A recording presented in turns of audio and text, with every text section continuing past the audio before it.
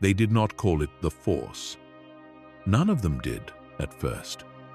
They called it something older, something in their own language, shaped by their own world, by the texture of the ground they walked on, and the kind of darkness their sky turned at night.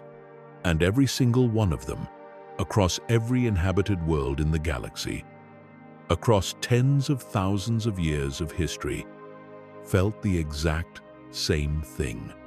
Something moving beneath the surface of reality. Something connecting life to life.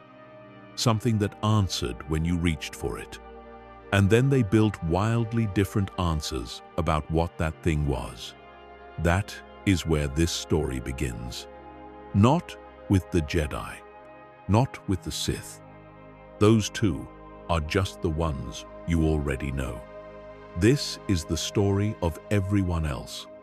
The monks on distant moons who found the Force in silence. The warriors on a forgotten world who found it in the body. The mystics who could walk through time. The assassins who used it to kill without a trace. The witches who called it Ichor and painted the night with it. The blind man on Jedha who walked through a battlefield trusting it completely, and was right to do so. There were more traditions built around the Force than most people ever learn about, and each one of them, including the darkest, began the same way. Someone felt something they could not explain, and then they tried to understand it. What they built from that moment forward will take everything that follows to tell. So let it begin. To understand every Force tradition that followed, you have to start at the very beginning. Not the beginning of the Jedi as most people think of them. Not the white-robed Order of the Republic. Not the temple on Coruscant with its towering spires and archive full of holocrons. You have to go further back. Tens of thousands of years back.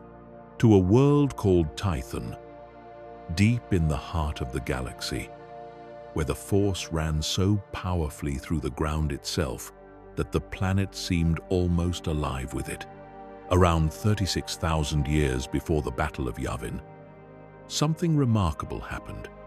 8 pyramid-shaped vessels, called the Tho-Yor, appeared across the galaxy simultaneously. Nobody built them. At least nobody whose name survived into recorded history. They simply materialized above inhabited worlds and waited. They were not threatening. They were calling. Force-sensitive beings across dozens of species felt the pull and answered it. Humans, Cathar, Daibendu monks, Nortolans, and others. All of them heard something they could not explain and boarded ships that had come for them specifically. The Tho-Yor carried these pilgrims to Tython and settled into the ground, becoming the foundations of the first temples.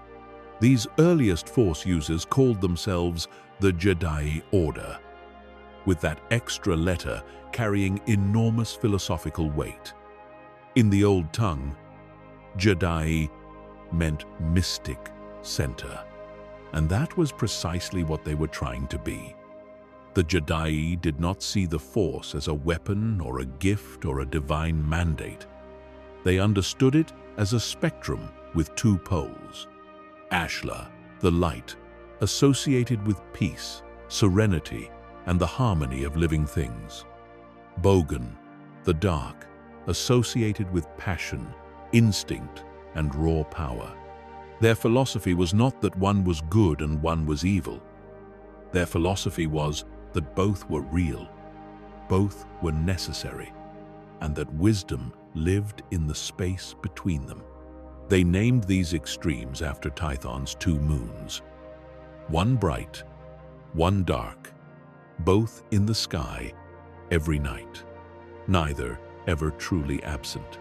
If a Jedi fell too deeply into Ashla, becoming so detached and passive that they lost their grounding, they were sent to meditate on Ashla Moon until they found their way back. If a Jedi fell toward Bogan, consumed by passion or anger, they were sent to the dark moon to reflect until the heat in them cooled. This balance was not optional. It was the whole point. The Jedi built 9 temples across Tython, each dedicated to a different discipline: combat, healing, science, prophecy, diplomacy, and more. They trained in all of them. A complete practitioner was not someone who mastered one facet of the Force, but someone who understood how all the facets fit together. For thousands of years, this worked.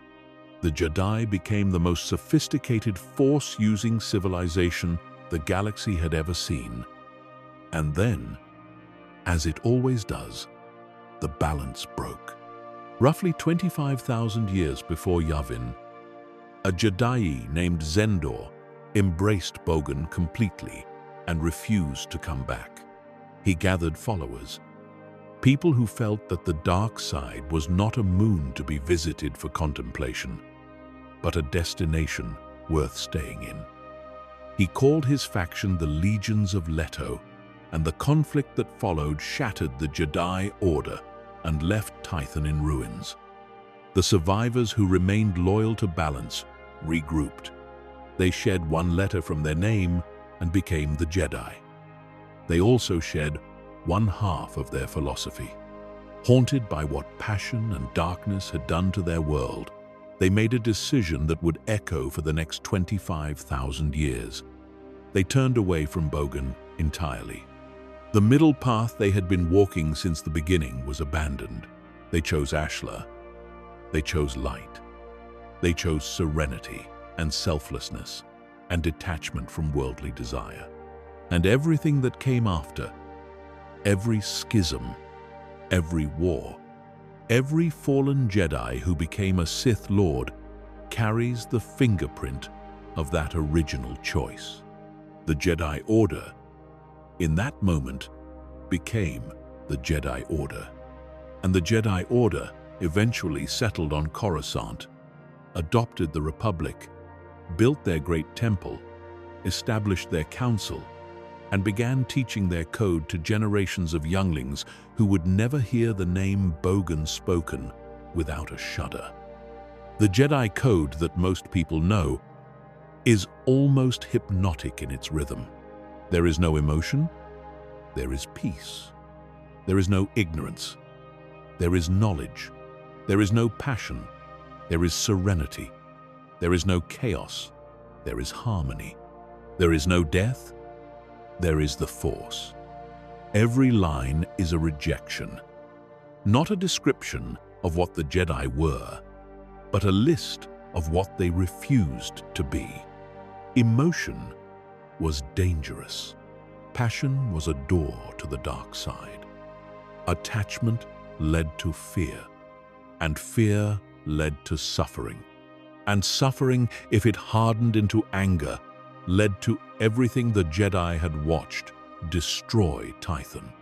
The structure they built around this code was elaborate and careful. Children who showed Force sensitivity were identified as infants and brought to the temple. They were raised communally, never belonging to a family, never forming the bonds that might later become vulnerabilities. They were sorted into clans and trained as younglings under dedicated masters. When they were ready, usually in their teens, a Jedi Knight or Master would choose them as a Padawan and train them one-on-one. When their training was complete, they faced the trials and emerged as Jedi Knights. The most accomplished among them might eventually be elevated to Master, and then, if they were chosen, to the Council itself. 12 seats, 12 of the most powerful and wise Force users in the Order, guiding the entire institution from their tower above Coruscant. It was a beautiful system in many ways. It produced extraordinary people. It produced Obi-Wan Kenobi and Mace Windu and Yoda, beings of remarkable discipline and capability. But it also produced rigidity. It produced blind spots. It produced an institution so confident in its own wisdom that when the darkness came from inside, from Anakin Skywalker standing in Mace Windu's office and making one terrible choice, the entire order fell in a single night. Within the Jedi Order, long before that night, there was a quiet philosophical disagreement that never quite became a crisis but never quite went away either. It was the argument between two ways of understanding what the Force actually was and what it actually wanted. On one side stood the unifying Force. This was the view most closely associated with the Jedi High Council and with scholars like Master Kreia in her pre-Sith days. The unifying Force held that the Force was not merely the energy of living things, but a cosmic consciousness with a will of its own, a plan, maybe not written out in clear sentences, but present nonetheless. The destiny of the galaxy was already shaped. The Jedi's job was to read the will of the Force in the movements of events and people and align themselves with it. Prophecy mattered to these Jedi. The idea that a chosen one would come and bring balance to the Force was not superstition to them. It was data. The Force had shown it to them, and their duty was to watch for it and not interfere with what was meant to happen. On the other side stood the living Force. This was the view associated most famously with Qui-Gon Jinn, and it represented something fundamentally different. The living Force held that the Force was not a cosmic planner.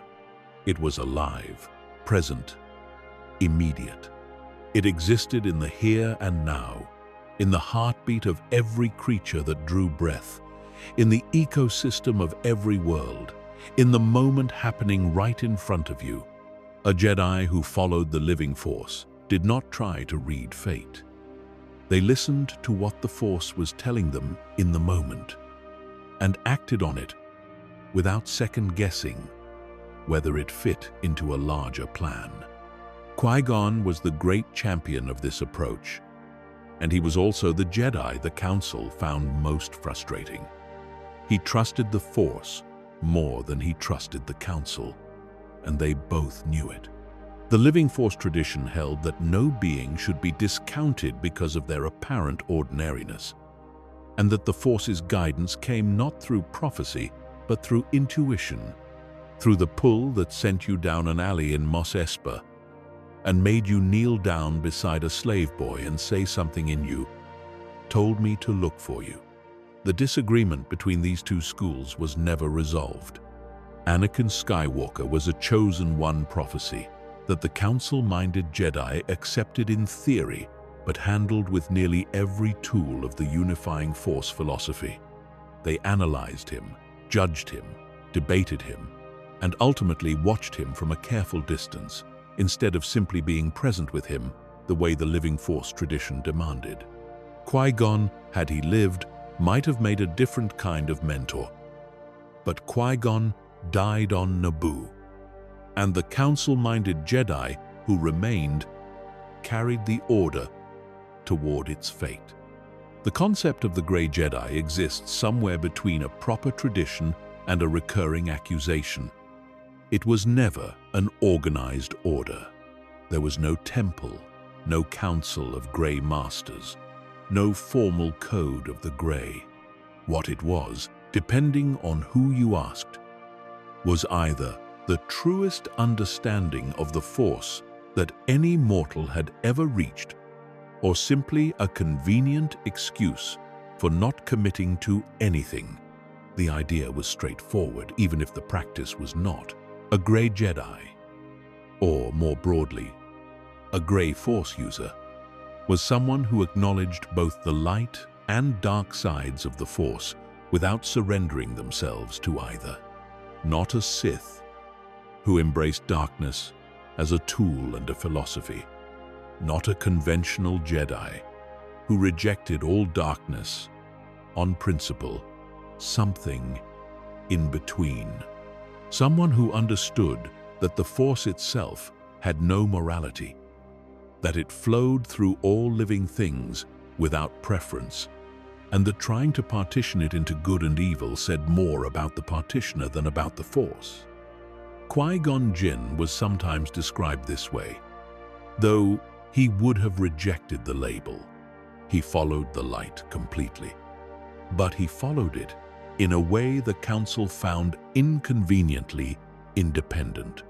Jolee Bindo, the old Jedi who retreated to the Shadowlands of Kashyyyk and lived alone among the trees for decades, was another figure the Grey concept fits.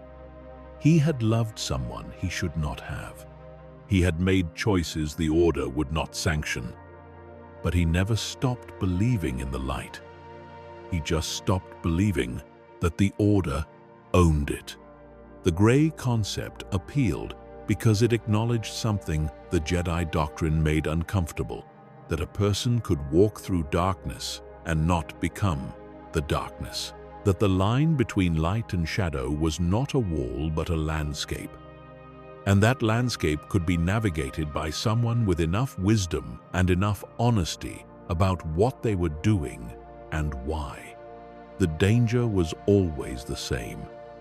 It is easy to tell yourself you are navigating that landscape wisely.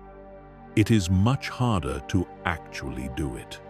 The history of Force users who called themselves Grey or independent and then gradually drifted somewhere much darker is long enough to be its own cautionary tale.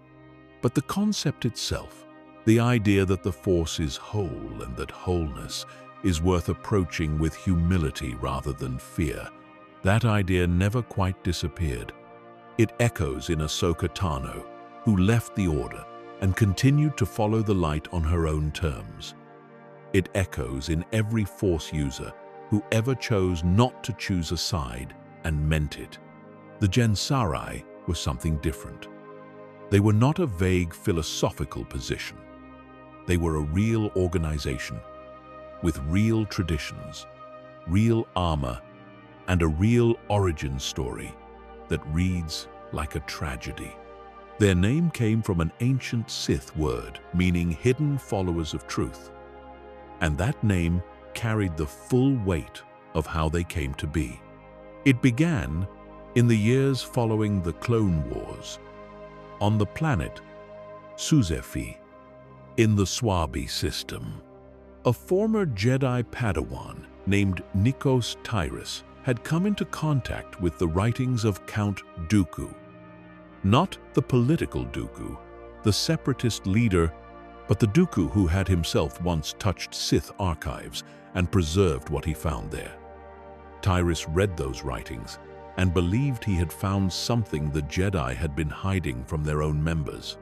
He convinced a community of Force-sensitive beings on Suzefi that the Jedi had willfully suppressed knowledge of the Force's darker dimensions, that the dark side was not evil but simply unexplored, and that by exploring it carefully they could become something wiser than either Jedi or Sith. They called themselves the Jennsarai. They built their practice around a synthesis. They studied Jedi lightsaber forms and Force techniques, but they also incorporated Sith teachings about channeling passion and darkness into power. They crafted their own armor, each Jennsarai constructing a suit modeled after a creature from nature, their personal totem made physical, worn into whatever conflict found them. For a time, it seemed to work, but Nikos Tyrus fell further than he intended. The Sith writings had a gravity that he underestimated, and he became something closer to what he had claimed to oppose. When he was killed by Jedi Masters Plo Koon and Aayla Secura during the Clone Wars, his community was left without its founder and without clarity about where they had been led. The Jennsarai who survived were not dark side users in any simple sense. They were people who had followed a teacher into uncertain territory and were now trying to find their own way back to something stable. After the Empire rose and fell, they were eventually encountered by Luke Skywalker and Mara Jade. And what Luke found was neither an enemy nor a perfect ally, but something more interesting than either. a tradition that had absorbed both Jedi and Sith influences and made something genuinely its own. A Gensari defender fought differently from a Jedi, thought differently, understood the Force through a different lens. They remained on Susevfi and continued their tradition, imperfect and complicated, which is another way of saying human. The Imperial Knights existed only in the future. Or rather, they existed in what some call the Legacy Era, more than 100 years after the Battle of Yavin, in a galaxy that had changed so profoundly that neither the Jedi Order nor the Galactic Republic would have recognized themselves in it. They served the Fel Empire, specifically the imperial family of the Fel dynasty, a lineage that had slowly transformed the old Galactic Empire from within into something that at least aspired to honor and order rather than domination and terror. The Imperial Knights were Force users, trained, disciplined, armed with lightsabers, capable of feats that would have impressed any Jedi Master of the Republic era. But they were not Jedi.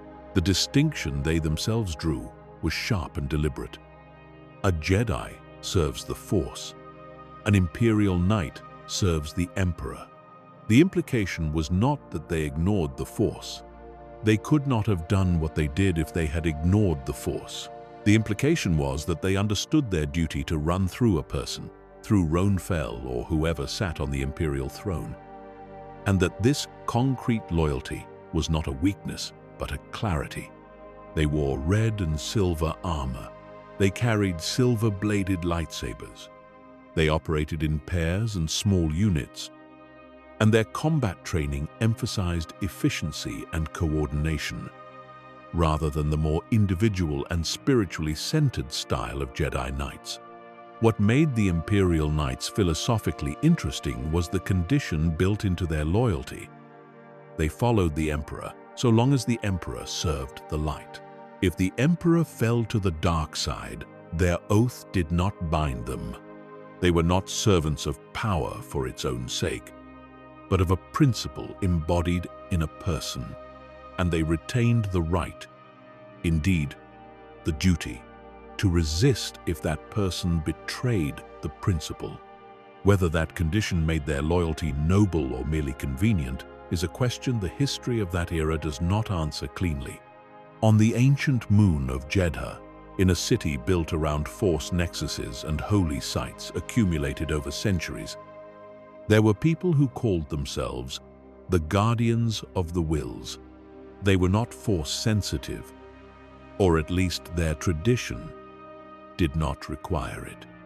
They were protectors, temple guards essentially, and the temples they protected held knowledge and artifacts connected to the earliest recorded traditions of Force worship on that moon. Jedha was old in a way that even Coruscant was not. It had been a place of pilgrimage for thousands of years, drawing believers from dozens of different traditions who came because they felt the Force there in ways they could not feel it anywhere else. The Guardians were the people who had stayed, who had chosen not to make the pilgrimage somewhere else, but to protect the destination itself. They trained in a martial tradition that was built around the Force without relying on Force sensitivity. Their combat style drew on an awareness of the body and the moment that was not Force use in the technical sense, but was not entirely separate from it either. They were connected to the Force, the way a person can be connected to a river without swimming in it. Present with it, respecting it, aware of its currents even from the bank. Chirrut Imwe, who we will come to shortly, was one of them. And what Chirrut demonstrated was that the tradition was not a lesser version of Jedi training, but something genuinely its own. The Church of the Force was not an ancient tradition. It grew up in the darkness of the Imperial era. when the Empire had declared the Jedi heretics, disbanded the Order, and made it actively dangerous to speak openly about the Force. What the Church of the Force represented was ordinary people, non-Force sensitive people, who believed anyway, who had heard the old stories, who had maybe met a Jedi once, or heard a rumor of one, and who held on to the conviction that what those stories described was real, and that real was worth protecting. They were not organized into a single body with a single leadership. The Empire would have found it and dismantled it if they had been. They were a network of individual believers, small communities, families passing stories to children in quiet voices. Lor San Tekka was one of the Church's most dedicated figures, a man who spent decades traveling the galaxy after the Empire fell, searching out fragments of Jedi knowledge and preserving them, not because he could use the Force himself, but because he believed that what the Jedi had been and what they had preserved mattered to the galaxy even after they were gone. The Church of the Force was, in a way, the most remarkable of all the traditions, precisely because it cost them everything and gave them nothing tangible in return. They could not feel the Force. They gained no power from their belief. They kept the flame alive anyway, which brings us to Chirrut Imwe and to the Order he represented. The Disciples of the Whills were one of the faithful traditions based on Jedha, formally connected to the ancient texts called the Journal of the Whills, the oldest written record anyone had found of attempts to understand the Force. Where the Guardians of the Whills focused on protection, the disciples focused on devotion. Their practice was deeply contemplative. They studied the Whills texts and the vast accumulated wisdom of Jedha's many traditions and tried to live in accordance with what those texts described. Chirrut's famous phrase, "I am one with the Force, and the Force is with me," was not a casual affirmation. It was a practice. He repeated it in combat, in stillness, in darkness, in the face of impossible odds. Not because he thought the words were magic, but because he understood that what you say shapes what you become. That discipline of mind and discipline of voice are not separate from discipline of spirit. Chirrut was blind. He moved through the world without conventional sight, and yet navigated it with a precision that made trained soldiers stop and stare. He was not Force-sensitive in the clinical sense that the Jedi would have measured, but he was connected to the Force in some way that all his practice and all his faith had opened in him. His friend Baze Malbus had once shared that faith and slowly let it go over years of watching the Empire do what empires do to things that are sacred. Chirrut kept it. And on Scarif, in the last moments of his life, he walked through a battlefield not looking where he was going, but knowing, and the Force seemed to agree with him right up until it stopped. The Zeffo were not a tradition that survived to be encountered directly. They were a mystery that survived, which is a different and in some ways more powerful thing. Thousands of years before the Clone Wars, the Zeffo were a civilization of humanoid beings scattered across several worlds in the galaxy. They were deeply connected to the Force and had developed their understanding of it in a direction that most later traditions never explored. They called their connection to the Force the Tide, and they believed it operated in cycles, ebbing and flowing through the history of the galaxy and through individual lives, the way actual tides move through water. They studied those cycles with something approaching scientific rigor, building massive architectural structures on multiple planets, what later explorers would call Zeffo tombs, though they functioned as libraries as much as burial sites. Their three great sages, Eno Cordova, identified them as Mictrul, Kujet, and Ailram. Each interpreted the tide in different ways, and the schism between their interpretations became the crack through which the Zepho civilization broke. Mictrul became increasingly convinced that the tide could and should be controlled, rather than simply observed and followed. He began using the Force in ways that enslaved other species, bending their autonomy to his will, rationalizing it as necessary to manage the tide properly. Kujet followed a similar descent. The Zepho, who resisted and fled, went to planets like Bogano, where they built a vault meant to preserve something worth preserving from whatever darkness was coming. What they preserved eventually mattered enormously, but the civilization that built it did not survive. The Zepho are an object lesson that repeats across Force history with brutal consistency. The moment a tradition begins treating other beings as instruments rather than as ends in themselves, the moment power becomes the purpose rather than the responsibility, something in the Force itself seems to push back. Not dramatically, not immediately, but with a patience that outlasts empires. The Zepho ruins stood on Dathomir and Zepho and Illum and other worlds for thousands of years after their civilization vanished. And those who found them and studied them learned that the tide they described was still running. It had simply moved on without them. The Ainti were among the strangest Force traditions in recorded history, and among the most honest about what they did not know. They lived in the Cathol Rift, a region of space so saturated with anomalous electromagnetic phenomena that most navigators refused to enter it. The Ainti found in that chaos a home that felt right to them.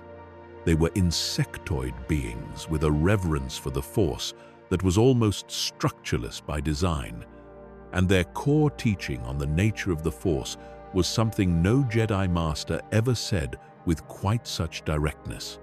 The Force is not a spectrum with light at one end and dark at the other. It is not a balance between poles. It is a jewel, a many-faceted thing. And what you see when you look at it depends entirely on where you are standing.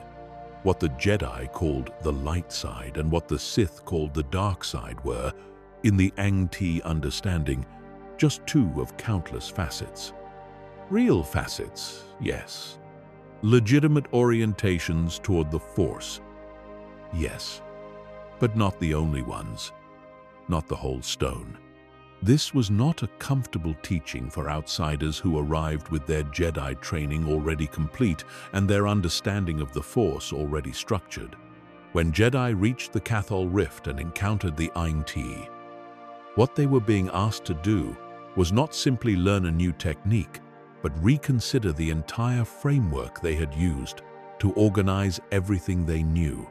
The Ainti had one technique in particular that seemed to operate outside the Jedi's understanding of what the Force could do. They called it flow walking, and it was exactly what it sounded like. A practitioner could move through time, not travel through it in any conventional sense, not change it, but flow within it. Experience past and future as a kind of Force-enhanced perception, and witness moments that had happened or that might happen and bring that knowledge back to the present.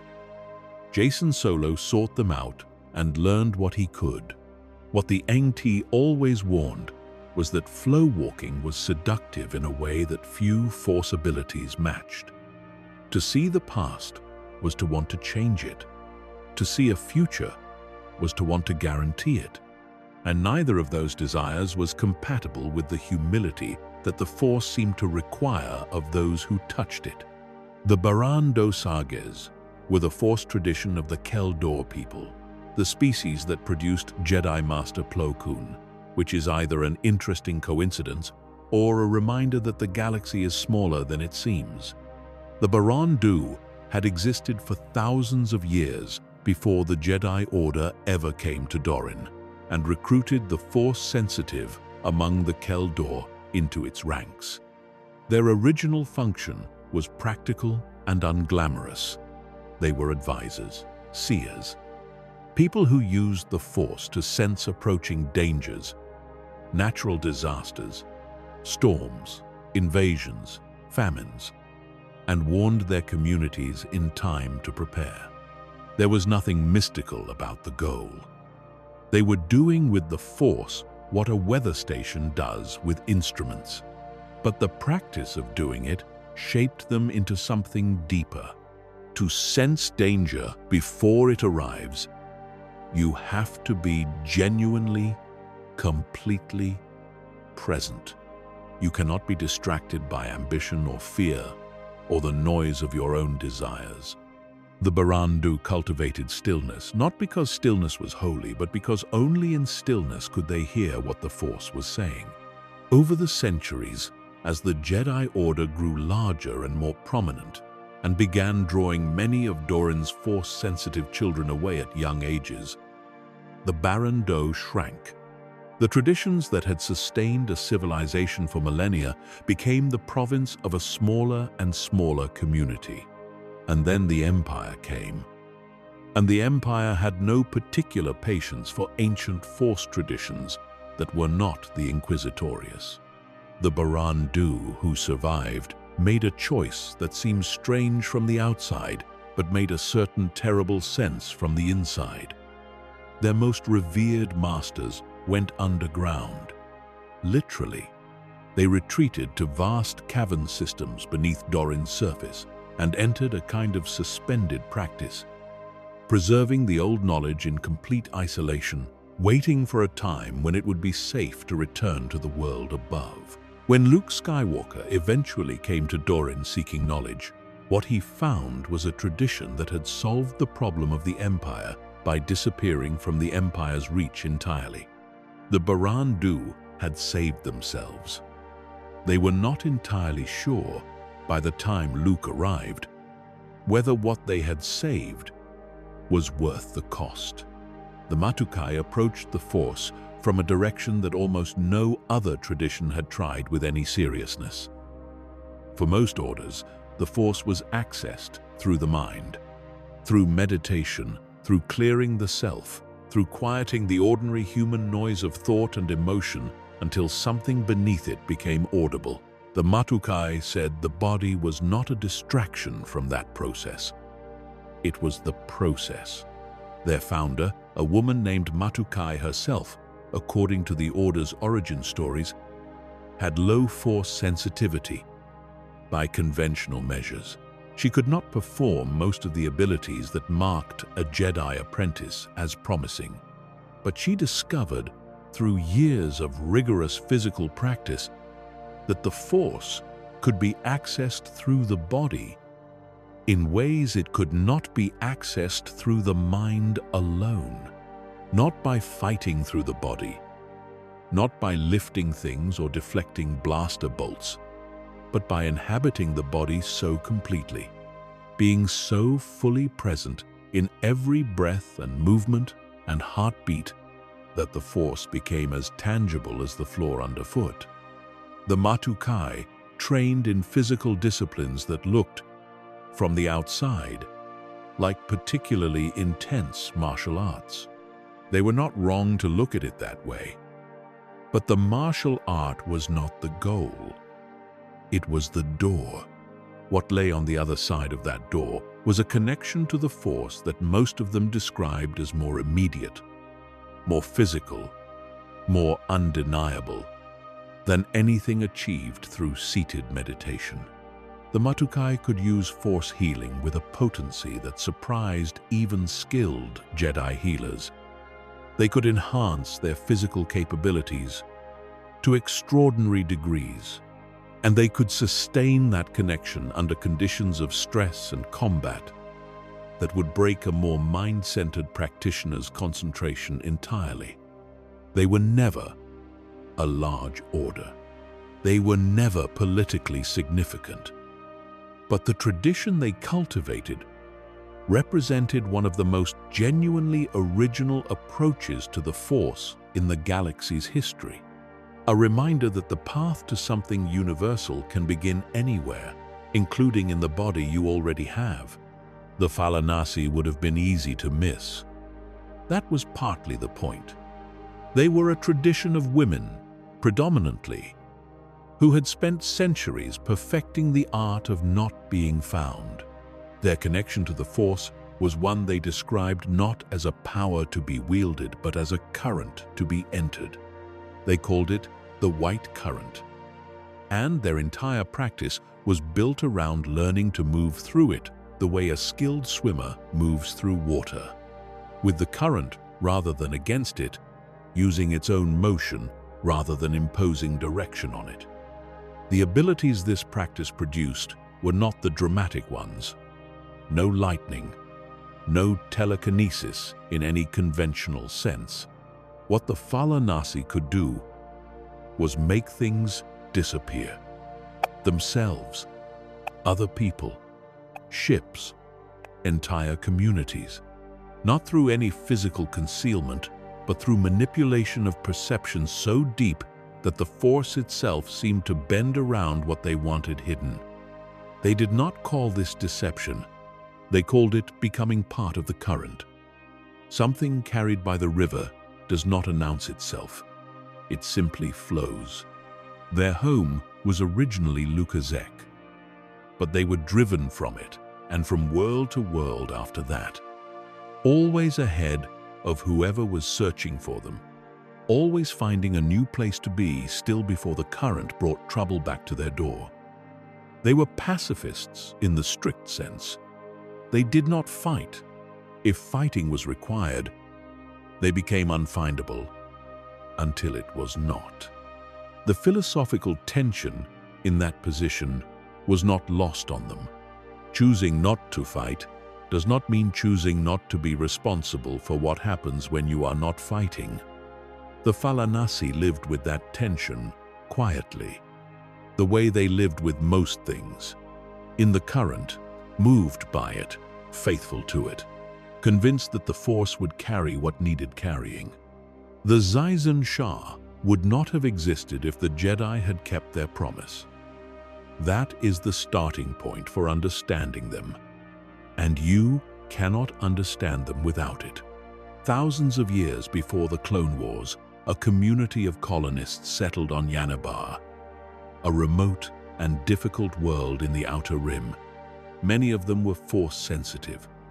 The Jedi Order knew they were there, but wars and crises and the thousand competing demands of a galaxy-spanning institution got in the way, and the Jedi never came.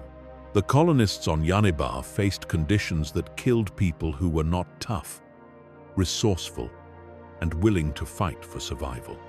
Force sensitivity in that environment did not develop the way it developed in a temple on Coruscant. There was no meditation hall. There was no patient master explaining how to quiet the mind and reach for peace. There was hunger and danger and the immediate need to do something that worked right now. The Zaizan Shah that developed on Yanibar reflected all of that. They were individualists by necessity. They learned to use the Force through action and instinct rather than discipline and contemplation. And they developed a weapon perfectly suited to their approach. The disc blade, a circular throwing weapon that Force users could launch, guide, and return with extraordinary precision and range. It was a weapon built for people who could not always count on anyone else being close enough to help, and it was devastatingly effective. When the Jedi Order finally made contact with Yanibar, the welcome was not warm. The Zaizan Shah had lived without the Jedi for so long that they had formed strong opinions about the Jedi's reliability, and those opinions were not flattering. The Order represented, to them, an institution that had made promises it did not keep to people who paid the price for that in blood. They maintained their independence. They kept the disc blade. They kept their suspicion. And they kept the tradition that the hardness of Yanibar had made, because that tradition had made them who they were. The Sorcerers of Tund are one of the most obscure Force traditions in recorded history. And that obscurity is not accidental. Tund was a planet in the centrality, a relatively minor political area in the Outer Rim, and for most of its history, it was known only as a place where strange things were said to happen and where strangers were not encouraged. The sorcerers were the reason. They were practitioners of what they called the Sorcery of Tund, a tradition so ancient that its actual origins were buried under millennia of secrecy and deliberate misdirection. What is known is that they dealt in illusion, in mind manipulation, in knowledge that the mainstream Force traditions, both Jedi and Sith, would have found alarming for different reasons.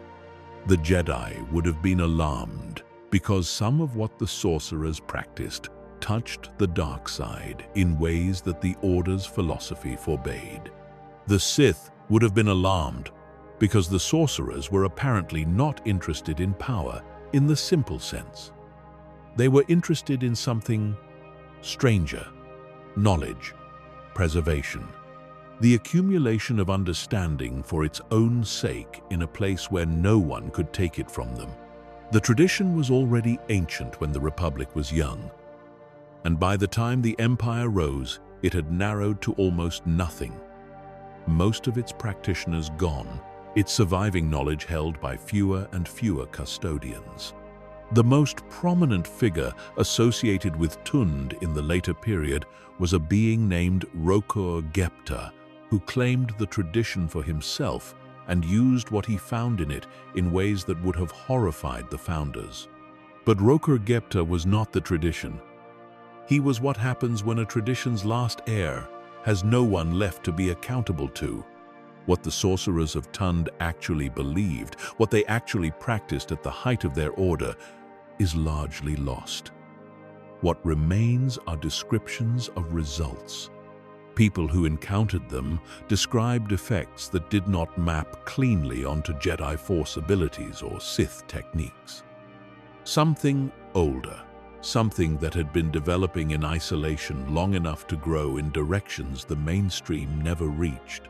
The Iron Knights are, depending on your perspective, either the most unusual Force tradition in history or the most logical conclusion of several principles taken seriously. The Shards were a crystalline species, silicon-based life forms, essentially sentient gemstones, who existed in a state of consciousness so alien to carbon-based life that most beings never considered the possibility they were conscious at all. They were. The Shards were Force-sensitive, which should perhaps not have been surprising, given how deeply crystals were already woven into Force traditions. Kyber crystals powered lightsabers.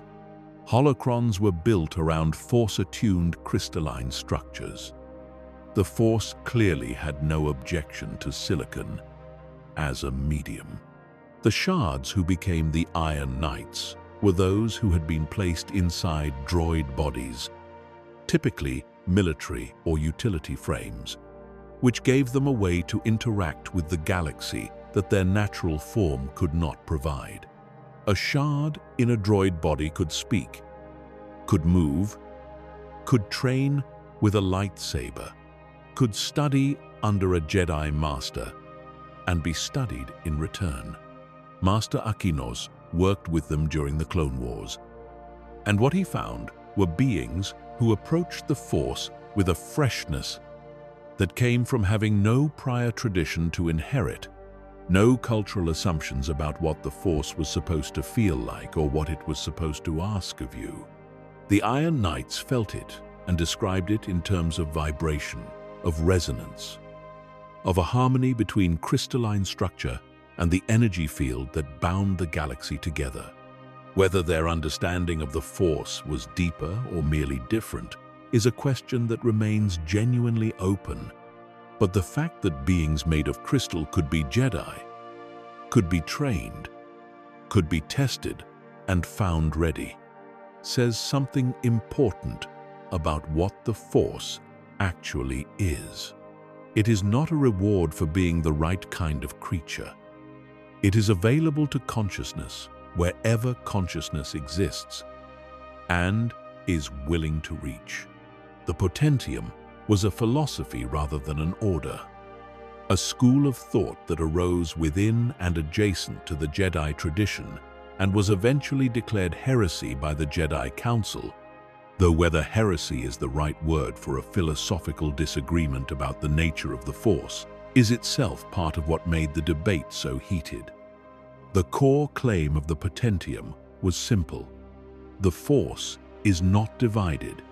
There is no light side and no dark side. There is only the Force, which is inherently good, and what beings do with it. The darkness that Force users sometimes fell into was not the dark side of the Force itself. It was the darkness in them, their fear, their anger, their greed. Strip those things away, and the Force underneath was pure. Welk and Rakata's teacher, Lior Hal, advanced this view with serious intellectual rigor, and it attracted followers precisely because it solved certain problems that the Jedi's binary model of the Force created. If there is truly a dark side, a corrupting power that can reach into a person and change who they are, then the Jedi's fear of attachment and passion and strong emotion makes sense as a precaution. But if the darkness is only ever in the person, then that fear becomes something different. It becomes a tradition that is afraid of itself, that is suspicious of ordinary human experience, that produces people who are capable and disciplined and subtly disconnected from what it means to live. The Jedi Council rejected the Potentium, and they were not entirely wrong to do so. The history of dark side corruption is not a history of people who simply made bad choices. Something reaches, something pulls. The Sith traditions we will come to later are not just people who chose power and called it darkness. Something in the dark side has a character, a direction, a consistency that the Potentium's model struggled to account for. But the Potentium was also not entirely wrong. The Force does flow through all things without judgment. The capacity for darkness lives in the person before the dark side ever finds it. Both things can be true simultaneously. And the traditions that most honestly grappled with that tension were the ones that came closest to something real. The Dagoian Masters of Bardotta represent one of those traditions that the Jedi Order managed to make an enemy of almost entirely through indifference. The Bardottans were a humanoid species who had developed their own sophisticated understanding of the Force across thousands of years, entirely independent of the Jedi Order, entirely independent of the Sith, and in some ways more philosophically complete than either. They called their practice the Dagoian Way, and its central teaching was that the Force was not something to be used. This may seem like a small distinction, but it is not. Every major Force tradition in the galaxy, from the Jedi to the darkest of the Sith, ultimately organized itself around the idea of the Force as a resource, a thing to tap into, to direct, to wield in service of some purpose. The Dagoian Masters said no. The Force was not a resource. It was a living truth, and you could either be present to it or absent from it. The Dagoian practice was entirely internal. No telekinesis, no levitation of objects, no Force lightning, no lightsaber combat, no combat at all. What they cultivated was a depth of presence in the Force that allowed them to perceive it with a clarity that most practitioners trained in active Force use from childhood never achieved. Think about that for a moment. If you spend your entire training learning to push and pull, you become extraordinarily good at pushing and pulling. The Dogonyans had spent their centuries learning to simply listen, and what they heard, apparently, was something. The conflict between the Dogoyan masters and the Jedi Order began the way so many conflicts begin, with good intentions handled badly. The Jedi identified Force-sensitive children on Bardotta and began recruiting them into the Order. From the Jedi perspective, this was rescue, bringing talented young people to the best possible training. From the Bardottan perspective, it was something closer to theft. The Dogoyan tradition understood Force sensitivity as emerging across the whole arc of a person's life. Children were not considered ready for formal training. They were to live ordinary childhoods and come to the Dogoyan practice as adults, when the full depth of a lived life could inform what the Force was showing them. The Jedi were taking these children before they could become what the Dogoyan masters believed they were meant to become, and leaving behind a tradition that was shrinking generation by generation as a result. The Bardottans formally expelled the Jedi Order from their world and maintained that relationship of hostile distance for centuries. When the Clone Wars arrived and Master Mace Windu was sent to Bardotta to deal with a crisis involving missing Dogoyan elders, he was received with the warmth appropriate to someone who represented the institution that had been taking their children for hundreds of years. The Bardottans eventually suffered terribly at the hands of forces connected to Mother Talzin and the Night Sisters, and the crisis that followed was one of the most obscure tragedies of the Clone Wars era, largely because Bardotta and its traditions were so far from the Republic's center of attention. The Dogoyan tradition was nearly destroyed. What survived, if anything survived quietly, without an institution large enough to make noise about it. But the philosophy they carried mattered. The idea that the deepest relationship with the Force was not one of action, but of receptivity. That silence could be a practice rather than an absence of practice is an idea that the galaxy's noisier traditions consistently underestimated. The Dogoyans said something important and were largely ignored for saying it, which is another tradition in itself. The Force priestesses existed at the literal heart of the Force, or as close to it as any being with a physical body could stand. They dwelled near the wellspring of life, the place in the galaxy where the midi-chlorians first arose, where the Force was so concentrated that the boundary between existence and something beyond it became thin enough to almost see through. They were 5 beings, each representing a different dimension of what the Force asked of those who sought wisdom. Joy, serenity, anger, sadness, and confusion. Those names were not labels that they wore comfortably. They were the full spectrum of what a Force user encountered on the path.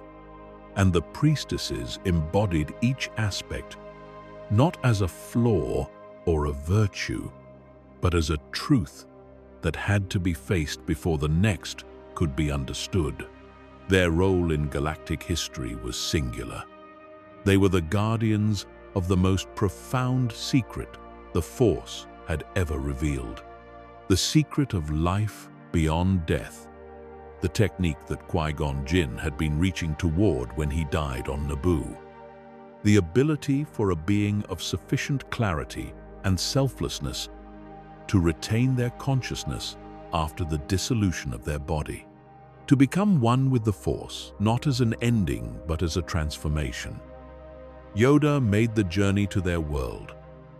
Obi-Wan Kenobi followed eventually through Qui-Gon's teaching. Anakin Skywalker, even after everything, was pointed toward that possibility. The Force priestesses tested those who sought this knowledge, not through combat or through trials of power, but through trials of understanding. Could you face your confusion without letting it become delusion?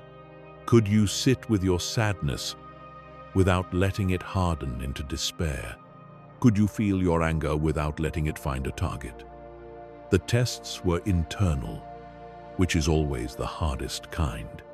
And the prize was not power, but permanence. The ability to speak from beyond death to those who still walked in the living Force and still needed guidance. The priestesses did not maintain a tradition in the sense of a school with students. They maintained a place, a point of access to something so fundamental that most Force traditions across all of history had only gestured toward it. They were the oldest teachers, and they gave their knowledge only to those who had already, in some sense, understood everything else. There are traditions in this story that built temples and wore robes and had councils.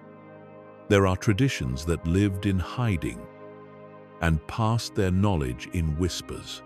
There are traditions that burned and left only ruins and questions.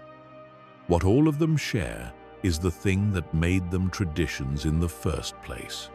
Someone, somewhere, in some place in this enormous galaxy, felt something, felt the Force moving through them or around them or speaking to them in a voice that had no sound. And then that someone tried to understand what they felt. They tried to build a life around it, or a practice, or a community, or at least a way of talking about it that could be handed to the next person who felt the same thing.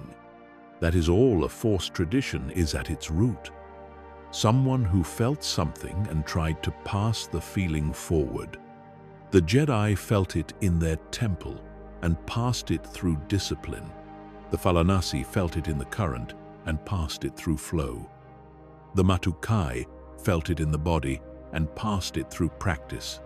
The Bardotans felt it in silence and passed it through presence.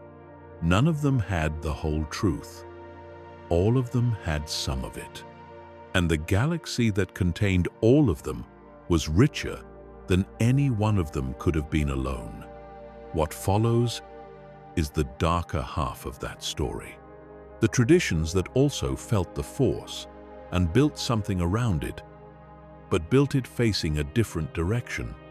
The traditions born of pain, of ambition, of rage, of hunger for power that the light side philosophies could not satisfy. They are not simple. They are not evil in the way that stories sometimes require evil to be. They are the other side of the same impulse. They felt something, too. And they tried to understand it, too, just at a cost that the galaxy spent thousands of years paying. But before we get there, there is one more light side tradition worth sitting with, because it comes from a species that most Force traditions never even thought to include. The Lasats were warriors, one of the most formidable fighting species in the galaxy, known for their physical capability and their pride in both. The last thing you might expect from such a species was a deeply contemplative relationship with the Force. But the Lasat understanding of the Force, which they called Ashla, was ancient and sophisticated and built from a different starting point than almost every other tradition covered here. The Lasats did not think of the Force as something you learned to use. They thought of it as something you remembered. Their tradition held that every Lasat was already connected to Ashla, had been connected since before birth, and that the practice of their spiritual tradition was not acquisition, but recognition. You were not reaching for the Force. You were remembering that you had never been separate from it. The Lasat mystics who maintained this tradition were called the Fool's Grace in the common tongue. which is a translation of a Lasat term that carries something more complex than its rendering suggests. It implied that walking with Ashla required a willingness to look foolish by the standards of the world, to trust something invisible over something visible, to follow a guidance that others could not see or verify. Their navigational tradition was built directly on this principle. A Lasat mystic could guide a ship through the most treacherous regions of space, including the enormous network of cluster systems between galaxies, by following the current of Ashla rather than any star chart. When the population of Lasan was nearly annihilated by the Empire, the survivors who carried this tradition forward did so with an understanding of Ashla that the Empire had specifically tried to destroy. You cannot bomb a people's relationship to the Force out of existence. You can kill the teachers. You can burn the temples. You can scatter the community across the stars. But the thing the tradition was pointing at was still there, in the same place it always was, waiting for the ones who survived to remember it again. There was also, in the galaxy's long relationship with the Force, a category of connection that defied every organized tradition's attempt to own it. The connection of the ordinary person, the farmer on Lothal who could not quite explain why they always knew a storm was coming. The child on some unnamed outer rim world who dreamed futures that came true. The musician who felt the Force in the moment when the music became something other than notes arranged in sequence. The Force flowed through all living things, and all living things, whether they knew it or not, felt it in some form. Most of them had no framework for what they were feeling. Most of them had no master to explain it, no order to join, no tradition to hand them a vocabulary. They were simply present in the galaxy, feeling something and living their lives around it without being able to name it. The organized traditions that fill the rest of this story existed precisely because those people needed a framework. But the framework was always secondary. The thing that made someone reach for a tradition was always the prior moment. The moment before the tradition. The moment when something moved in them that they could not explain.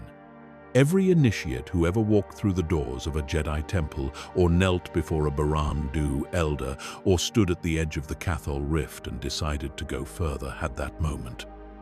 The tradition came after. The connection was already there. Dathomir is not a welcoming world. It never has been. The planet sits in a system that most navigators cross off their charts and forget about. A red-hazed world of dense jungle and predatory creatures, where the ground itself seems to pulse with something old and angry. It is exactly the kind of place where something very old and very dark would choose to take root. The Night Sisters have lived on Dathomir for so long that the planet and the tradition are almost indistinguishable from each other. To understand one, you have to understand the other. They called their power magic, with an older spelling that carried the weight of something that predated the Republic and the Jedi Order, and possibly even the current understanding of the Force itself. They did not think of it as the Force. Not in the way the Jedi defined that term. What they accessed, they understood as something drawn from the spirits of their ancestors, from the world around them.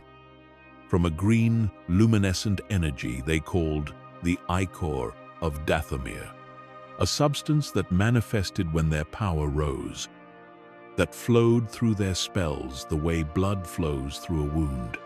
Whether this Ichor was a manifestation of the dark side of the Force or something adjacent to it, something that the dark side of the Force had infected or touched, or perhaps always been intertwined with, is a question that scholars of Force traditions argued about without reaching a conclusion.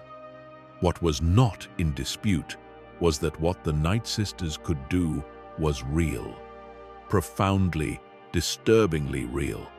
The Night Sisters organized themselves as a clan of women, the males of their species, The Night Brothers lived in a separate settlement on the other side of the planet, treated as subordinates and as resources to be called upon when the clan needed warriors or mates, but otherwise kept at arm's length. The clan was led by a mother, a title of enormous authority that combined political leadership with spiritual mastery. The most legendary of these was Mother Talzin, who led the clan during the Clone Wars and who represented the fullest expression of Night Sister power that recent history had ever seen. Talzin could do things that Jedi and Sith alike found disorienting to witness.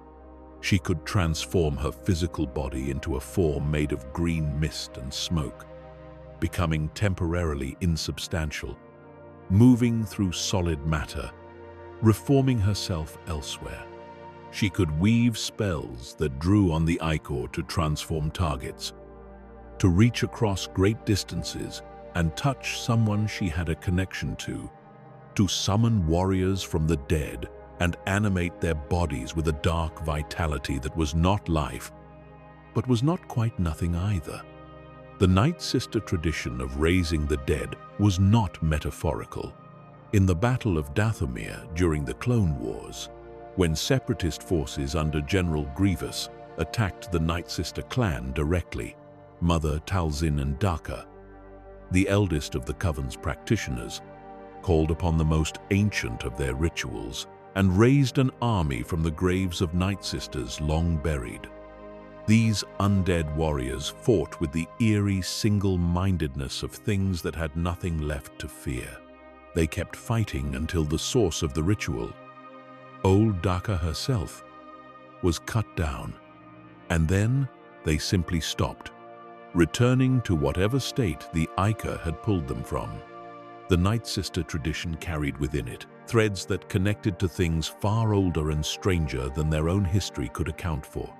The research of certain scholars suggested that the green Ichor of Dathomir was connected to energies that had been left on the planet since the Rakata occupied it thousands of years earlier.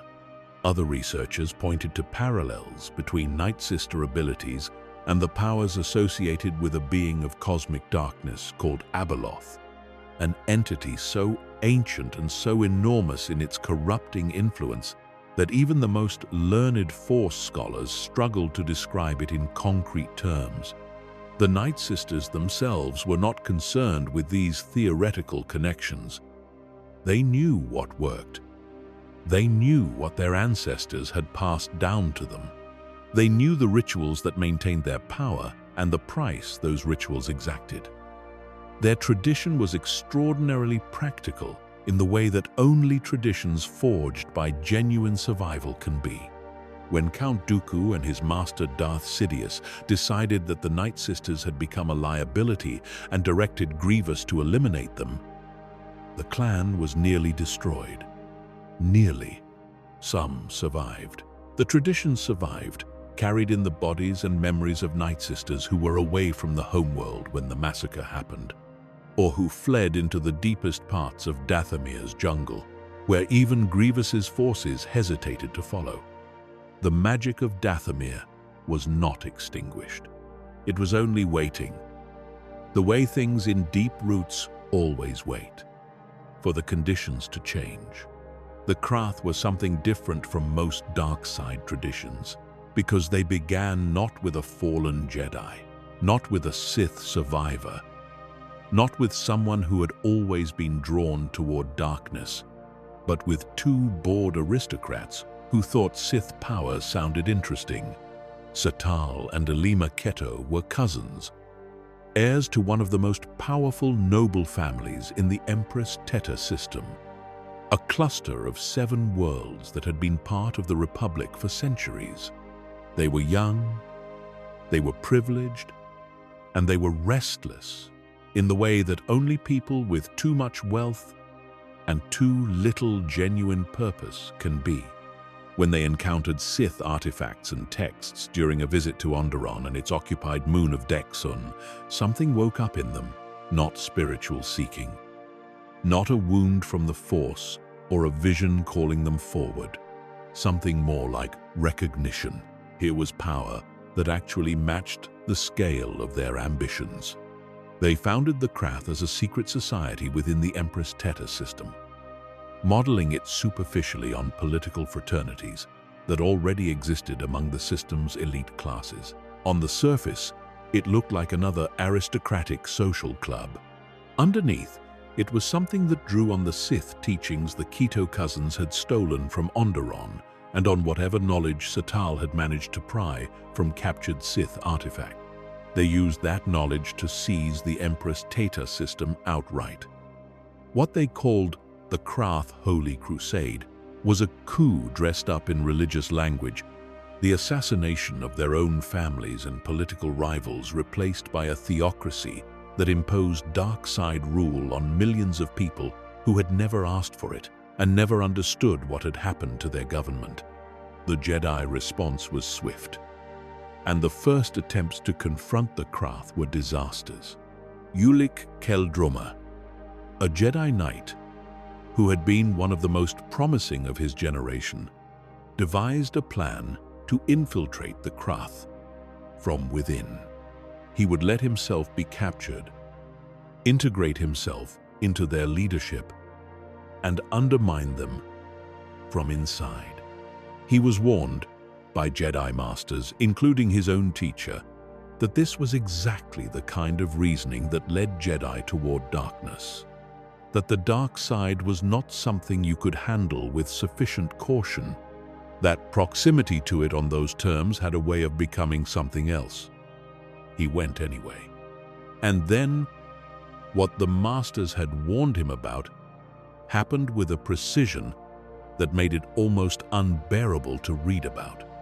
Alima Keto used the Sith techniques she had learned to corrupt his thinking from the inside, exploiting every emotional wound he carried, every attachment he had formed that the Jedi Code said he should not have. He fell. He became the Krath's most powerful weapon rather than its undoing. He took the title of Dark Lord eventually, joining forces with the Sith Lord Exar Kun in what became the Great Sith War, one of the most devastating conflicts the Republic had suffered in thousands of years. The Krath as an independent institution did not survive that war, but their story endures as a demonstration of something the galaxy's history repeated many times. The dark side did not require ancient grievances or cosmic destiny to find a new host. Sometimes it only needed someone with enough power and not enough wisdom about what they were reaching for. The Macrosa Order operated in the shadows in the most literal sense available to them. They were assassins, trained in both conventional killing arts and in techniques that drew on the dark side, operating primarily during the era of the Old Republic and serving the interests of the Tapani sector's noble houses. The Tapani sector was a region of space with a well-developed aristocratic culture and a long history of political intrigue between the great families that controlled its various worlds. In that environment, an organization that could arrange deaths quietly and with supernatural effectiveness was an extremely valuable resource to the right clients. What made the Macrosa Order more than simple hired killers was their philosophical framing. They did not understand themselves as criminals or as dark side zealots. They understood themselves as craftsmen of a particular and highly specialized art. And they cultivated their Force connections specifically in service of that craft. Their abilities emphasized stealth, concealment, the manipulation of perception, and techniques for killing silently and leaving no trace of Force involvement. They were not interested in ruling. They were not interested in conquest or in building an empire. They were interested in the perfection of what they did, in the way that any tradition built around mastery of a specific discipline is interested in perfection. That framing made them unusual among dark side traditions, most of which had some political or cosmic dimension to their ambitions. The Mekrosa Order had clients. They had contracts. They had a code that was less about the dark side as a philosophy and more about the terms under which they would and would not operate. The Jedi Order was aware of them and found them troubling precisely because they defied the simple categories. They were not Sith. They were not fallen Jedi. They were something the galaxy produced when power and pragmatism met without the intervention of any larger vision. The prophets of the dark side would seem, from a distance, to be straightforward Sith cultists. They lived on the remote world of Dromund Kaas. They worshipped a dark side deity they called the Minions of Darkness. They made prophecies. They conducted rituals, and they generally embodied the kind of ornate and gloomy dark side religiosity that makes certain corners of galactic history look like they were decorated by someone who had never heard of subtlety. But look a little closer, and something more interesting emerges. The prophets of the dark side were not simply Sith holdovers or dark side enthusiasts who had built a temple and started making predictions. They were, in their own genuinely strange way, scholars. The dark side of the Force has a quality that most traditions, even the Sith, struggled to work with. It reveals things, not always the things you want to know, not always clearly, not always in ways that survive translation into language. But the dark side has a relationship with knowledge, with hidden knowledge, with the kind of truth that sits below the surface of what people are willing to see. The prophets had organized their entire tradition around the systematic cultivation and interpretation of this quality. They genuinely sought to understand what the dark side was showing them, not just to use it as a power source, but to read it the way a scholar reads a text. The prophecies they produced were taken seriously by certain Sith lords and Empire officials, not as superstition but as intelligence gathered through non-conventional means. What they traded in was knowledge of hidden things, futures glimpsed through the dark side's terrible clarity, the kind of information that conventional sources could never provide. Emperor Palpatine maintained a complicated relationship with the prophets, using them as tools while understanding that their power, if it grew too independent, represented a threat. The dark side does not produce institutions that remain permanently subordinate to any single master. The prophets eventually discovered this in the way that all such traditions discovered it, which is to say, at great cost to themselves. The Acolytes of the Beyond occupied a specific and haunting place in the post-Return of the Jedi galaxy.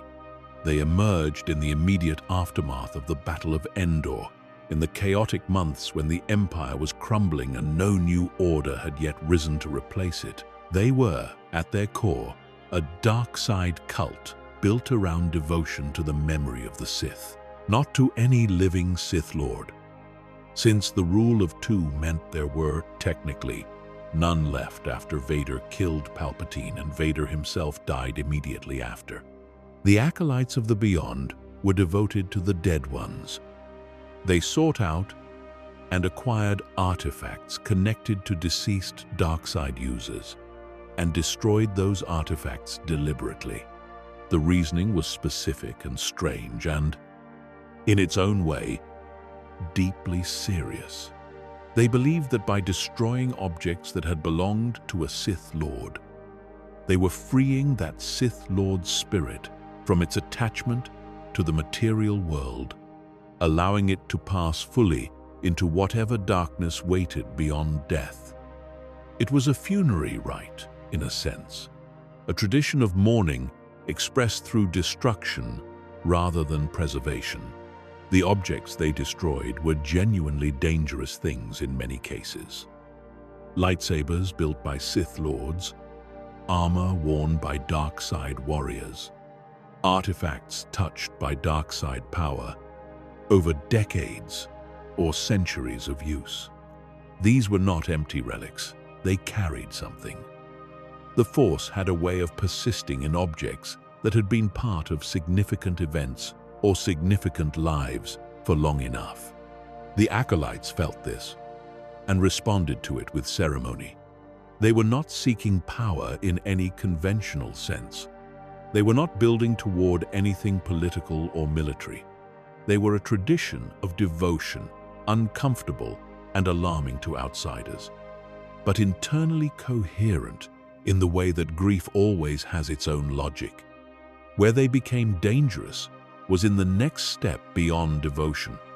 Among the Acolytes' more committed members, the desire to honor the dead Sith evolved into a desire to serve them, and the desire to serve them evolved into a willingness to do whatever was needed to bring the Sith legacy forward into a galaxy that had apparently survived without it.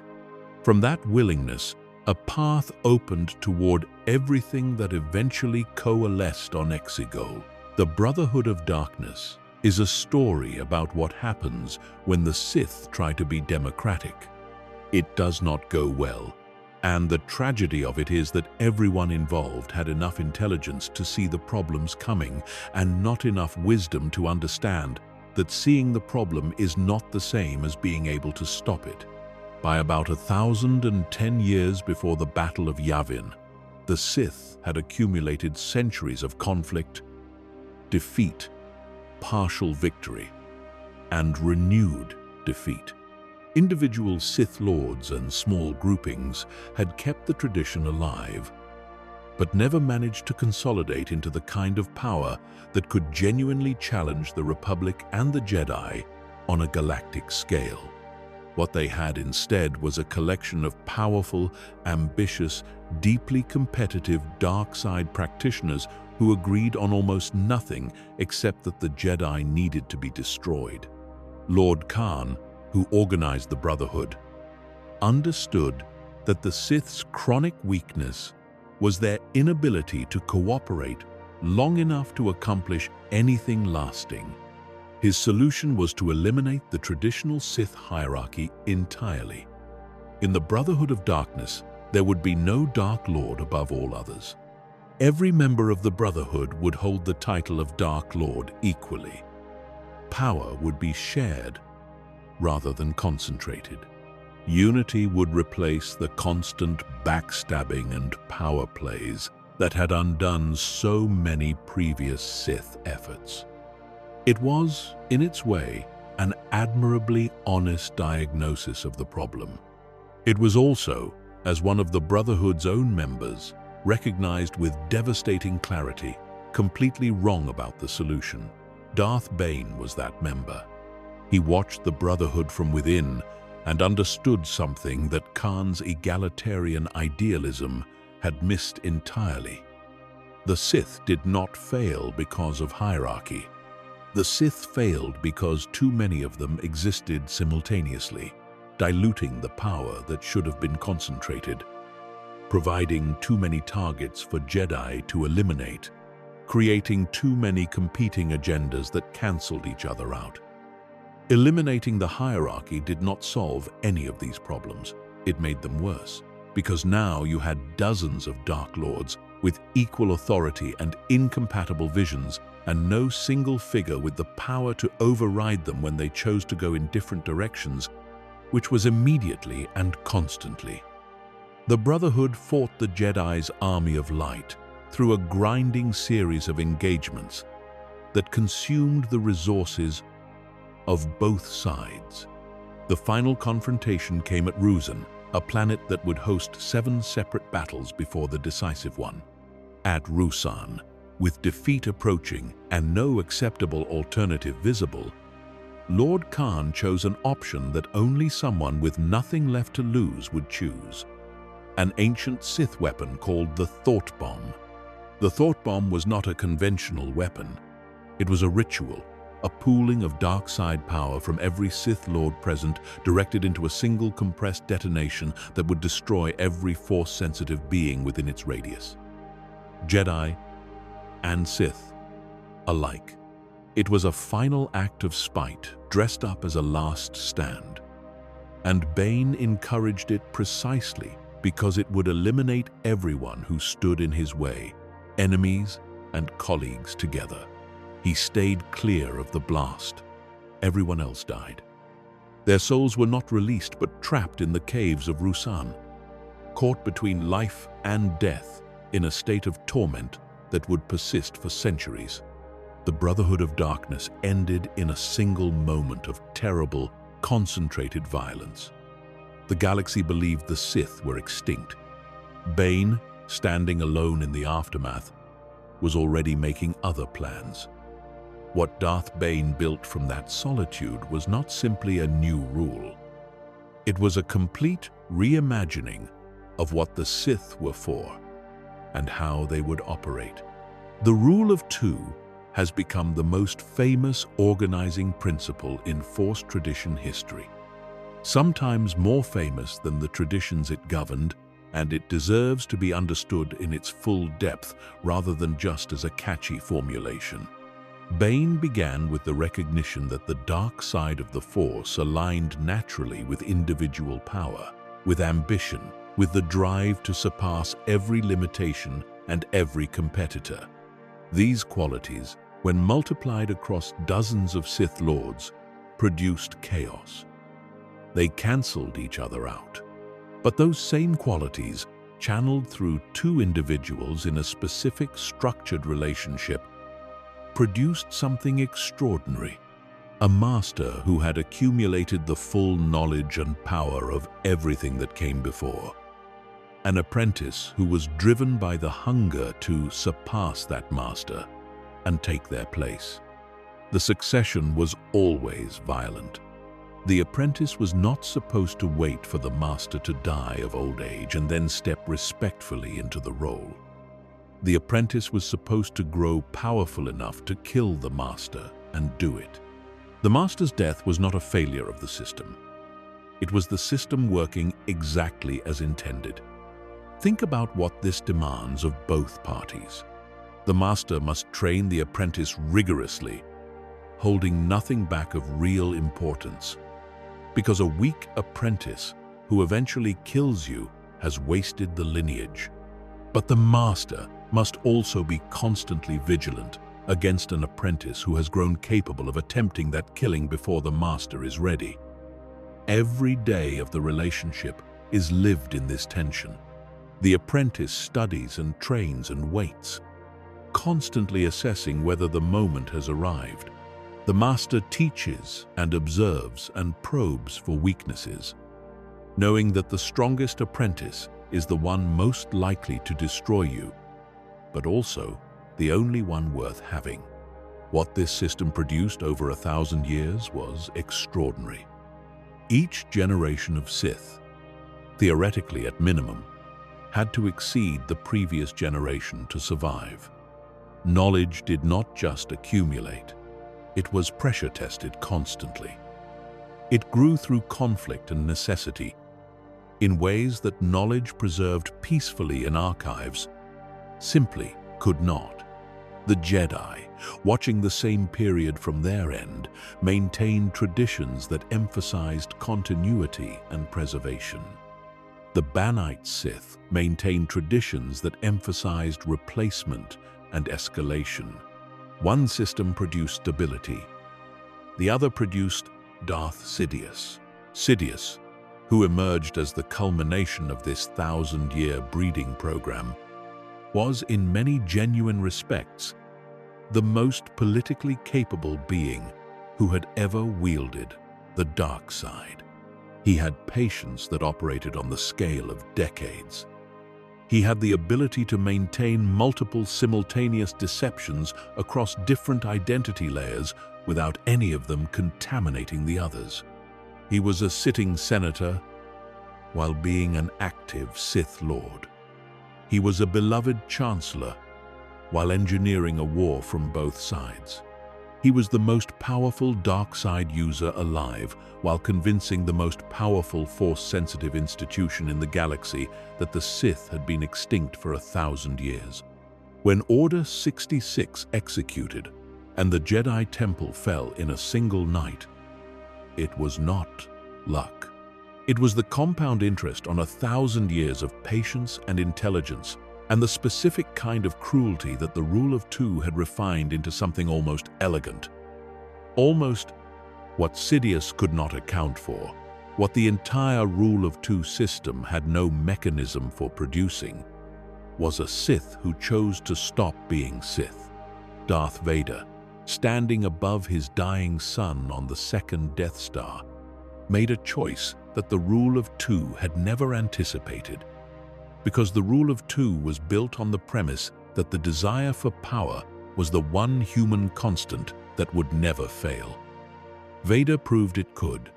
He threw Palpatine into the reactor shaft and died of his wounds, and became Anakin Skywalker again in the last minutes of his life. The 1,000-year Sith lineage ended not with a greater Sith rising to claim succession, but with an old man choosing his child over his darkness.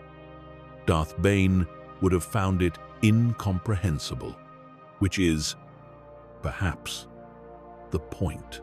The Inquisitorius was what happened when Darth Sidious, now Emperor Palpatine of the Galactic Empire, realized that the Jedi were not all dead. Order 66 had been catastrophic. It had killed the vast majority of the Order in a single night of orchestrated betrayal across hundreds of battlefronts simultaneously. But catastrophic was not the same as complete. Survivors existed. Some had been away from their units when the Order came through. Some had sensed it coming through the Force and fled in the precious seconds before their clone troopers turned. Some had survived by instinct or by luck or by the specific mercy of clone commanders who hesitated. Each of these survivors represented a problem for the Empire. A Jedi alive was a Jedi who might rebuild something, who might train someone, who might become a symbol around which resistance could organize. They had to be found and eliminated, and that task required Force sensitivity, because the tools that worked for hunting ordinary fugitives were not adequate tools for hunting people who could feel danger before it arrived. The Inquisitors were the answer. They were former Jedi, every one of them. Not failed Jedi, not Padawans who had washed out of training, people who had been knights, who had achieved real competence and real connection to the Force, who had then been captured or broken down or manipulated until they agreed to serve the Empire rather than resist it. What they went through in that process was not simple torture, though torture was part of it.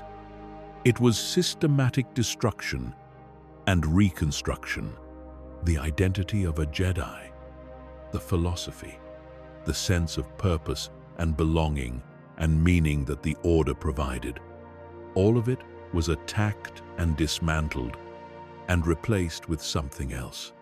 Something built on fear and pain and the specific kind of loyalty that comes from having nothing left to be loyal to, except the person holding your leash. The Grand Inquisitor was the highest among them during the period shortly after the Empire's establishment, and he carried himself with the particular precision of someone who had once been something better and had made a choice that could not be undone. He served Darth Vader directly, which was an arrangement that suited neither of them particularly well. Vader was not interested in managing subordinates. He was interested in results. The Inquisitors operated across the galaxy, hunting Jedi survivors with tools that conventional Imperial forces could not replicate.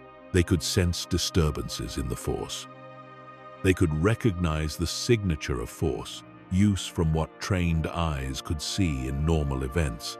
They used double-bladed spinning lightsabers that were as much psychological weapons as physical ones, distinctive and disorienting, and designed to announce what they were before combat began. Because sometimes the announcement itself was the most effective tool. A Jedi who learned that an Inquisitor was coming often ran rather than fought. And a Jedi on the run was a Jedi not rebuilding the Order. What the Inquisitorius represented philosophically was something that the galaxy's Force traditions had not seen in quite this form before. Not a genuine dark side path chosen for its own philosophical reasons, not even a tradition of purely cynical pragmatism like the Macrosa. It was something more like forced conversion, a tradition that existed because people had been made to belong to it rather than because they had sought it out. Some Inquisitors eventually broke from it. Some found their way back toward the light, or at least towards something less dark than what the Empire demanded. The tradition they belonged to was not their tradition in any meaningful sense. It was a cage that wore the shape of a tradition. The Sith Eternal was not a Sith organization in the way anyone who used that word in prior centuries would have recognized. It had no rule of two. It had no lineage of masters and apprentices accumulating power through violent succession.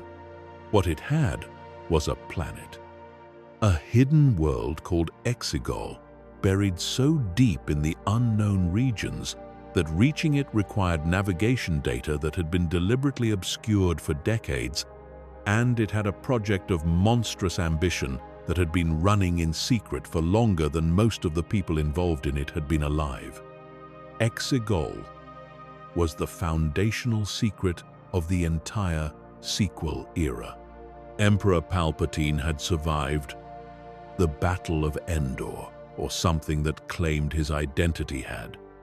Whether this was genuine continuity of consciousness, a clone body into which Palpatine had transferred his essence, or something stranger involving Sith alchemy and dark side techniques that had no clean description in conventional terms, the result was a being that wore Palpatine's identity and carried Palpatine's knowledge and held Palpatine's ambitions, existing in a ruined body, kept functioning by technology and dark side power in the depths of a Sith temple on an uncharted world.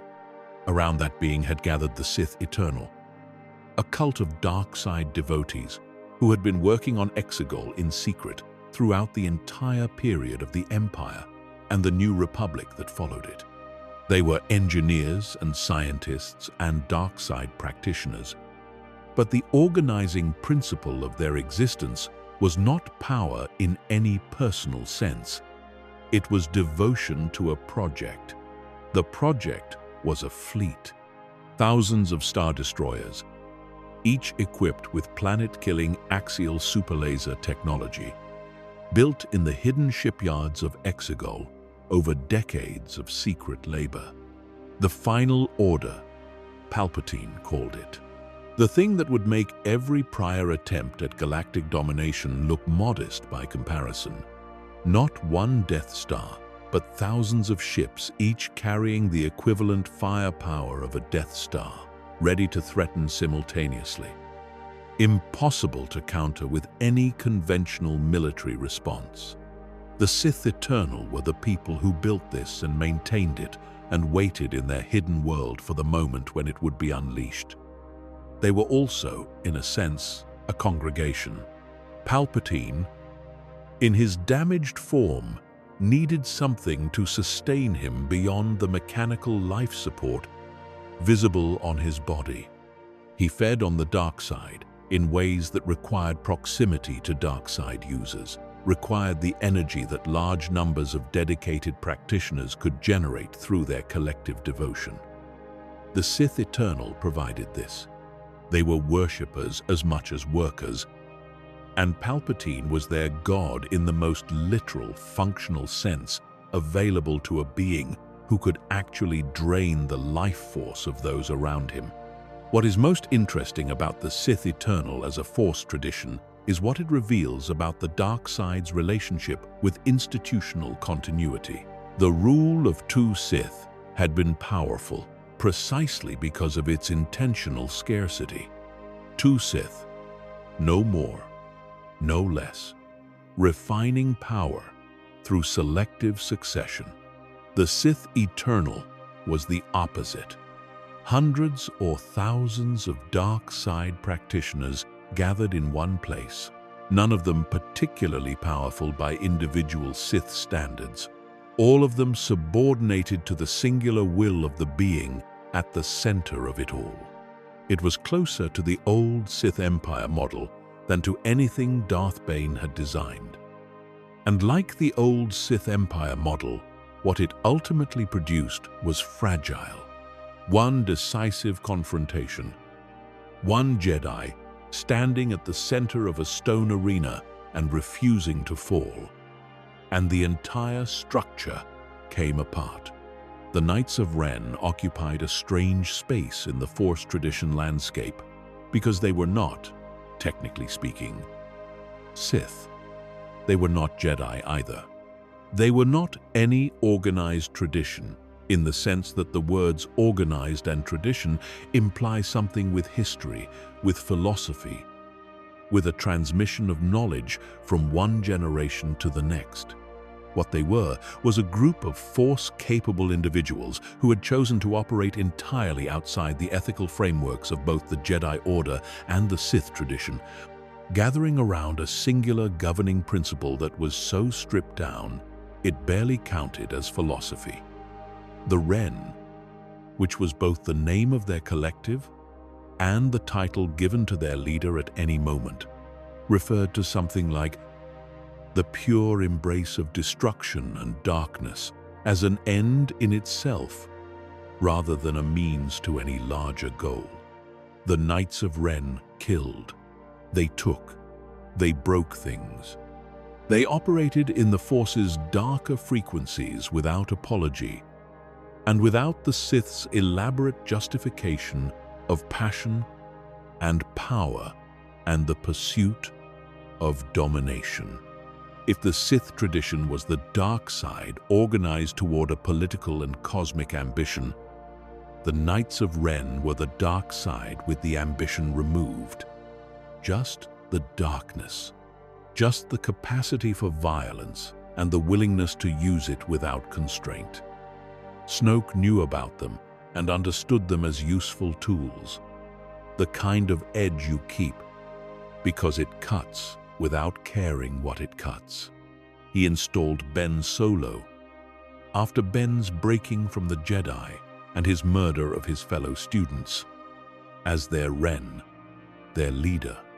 Ben Solo as Kylo Ren was, in some ways, a poor fit for a group defined by straightforward appetite for darkness, because Ben Solo was never quite what he performed himself to be. The conflict in him, which Snoke mocked and which Palpatine planned to exploit, and which his own family never stopped hoping they could reach across, made him something more complicated than the Knights of Ren's ethos had room for. When he returned to himself, when the pull toward the light that he had been fighting since childhood finally won the argument on the wreckage of a Death Star above a storm-lashed ocean, the Knights of Ren did not follow him. They fought him, and he killed them with the Force he had spent years trying to suppress, using a lightsaber handed to him across the Force by Rey from the other side of the galaxy. The Knights of Ren died as they had lived. As tools of a darkness they chose not to understand. And now we have reached the end of the organized traditions. The orders and cults and monasteries and lineages and philosophical schools that gave the galaxy's relationship with the Force its shape across tens of thousands of years of recorded history. And sitting here at the end of all of them, it is worth saying the thing that all of them point toward, without any of them saying it directly. The Force was never the problem. The Force did not ask to be divided into Jedi and Sith, and every tradition in between. The Force did not design the thought bomb or the thought bomb's creator. It did not build the Death Stars or whisper into the ear of every Dark Lord who believed that this time, with this plan, with this level of power, the galaxy would finally submit. The Force simply was. It flowed through all of it, Through the meditation halls of the Barad-dûr and the caverns of Ruusan and the jungles of Dathomir and the hidden shipyards of Exegol and the smallest settlement on the most remote world where someone who had never heard the word force nonetheless felt something they could not name, moving through their life and shaping it. The traditions were the attempts. Thousands of years of sentient beings trying to answer a question that the force itself never posed, but that all conscious life seems to arrive at eventually. What is this power? What does it want? What am I supposed to do with the fact that I can feel it? Every tradition that ever formed was somebody's answer to those questions. Some answers were built with extraordinary care and survived for millennia. Some were built with good intentions and collapsed under their own contradictions. Some were built with darkness, deliberately cultivated, and ended in violence and ruin. None of them had the whole answer. All of them had some piece of something real. The Jedi on Tython, who understood the Force as a balance between extremes.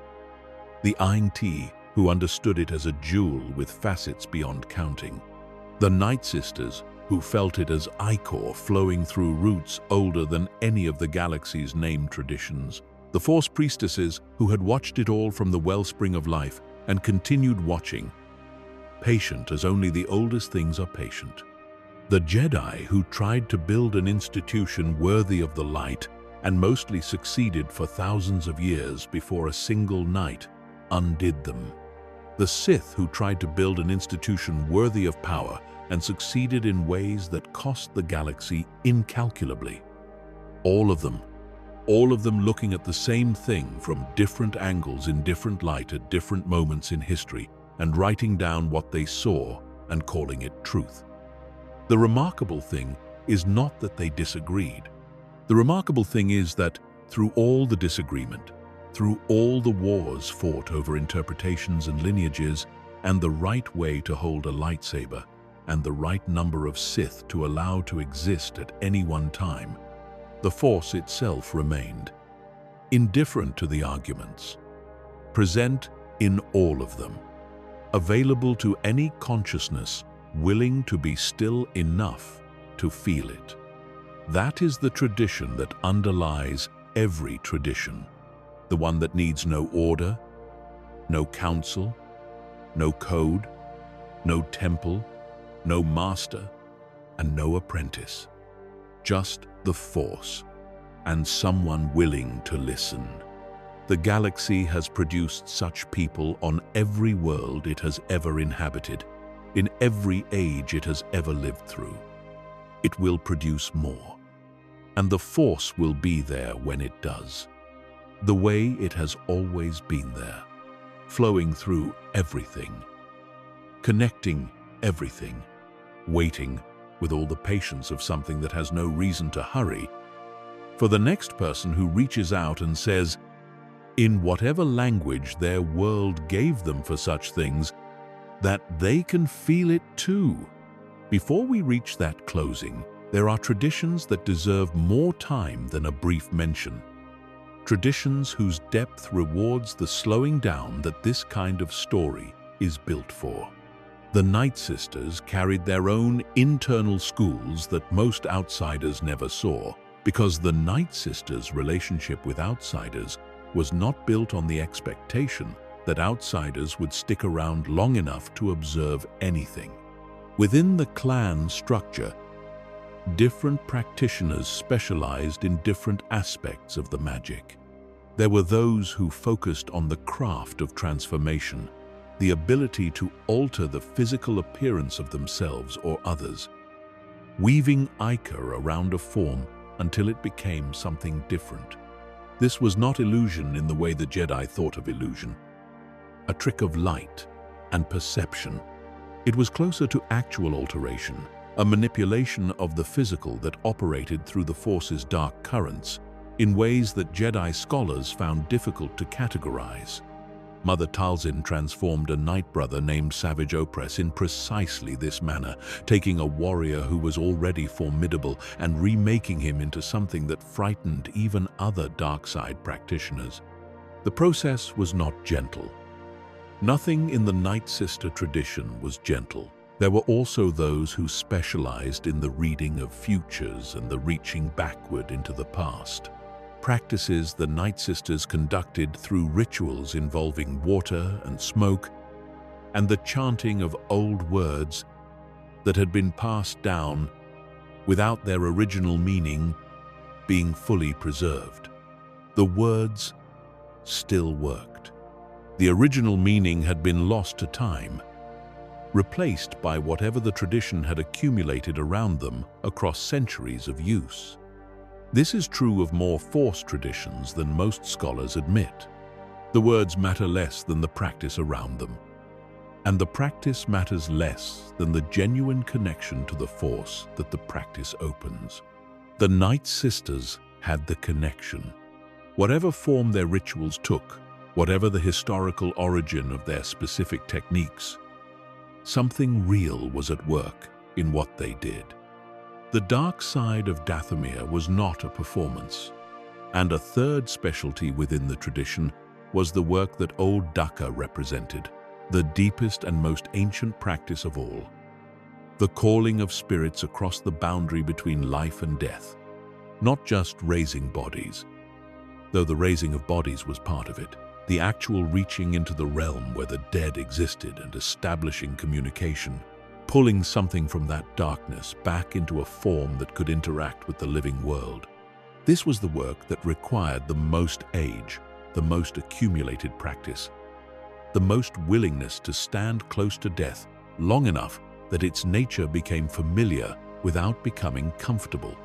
Daka was the last of her kind in the Clone Wars era, the last who had maintained that specific line of practice at its full depth.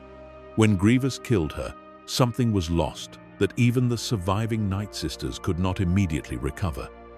The particular thread she held had to be relearned from the beginning by those who came after her, reconstructed from the fragments she had managed to pass on, and from the tradition's own deep memory of what had once been possible. It is worth spending more time with the Krath, because their story is a specific kind of tragedy that the galaxy repeated in multiple forms, and that says something true about how darkness actually spreads through people who would have been horrified to think of themselves as its servants. Satal and Alima Keto were not, at the beginning, evil in any simple sense. They were selfish, certainly. They were careless with other people's lives in the way that people raised with enormous privilege often are, simply because the consequences of their carelessness had always fallen on people they never had to see. When they encountered the Sith teachings on Onderon, what excited them was the power, the pure, undeniable reality of power that worked.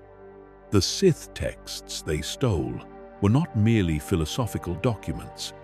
They described techniques, things that could be done with the dark side that produced results that no amount of aristocratic wealth and influence could replicate. That combination, power without the accountability that normally accompanies it, is precisely the thing that dark side traditions had always exploited in their most effective recruitments. You can do this, and no one can stop you.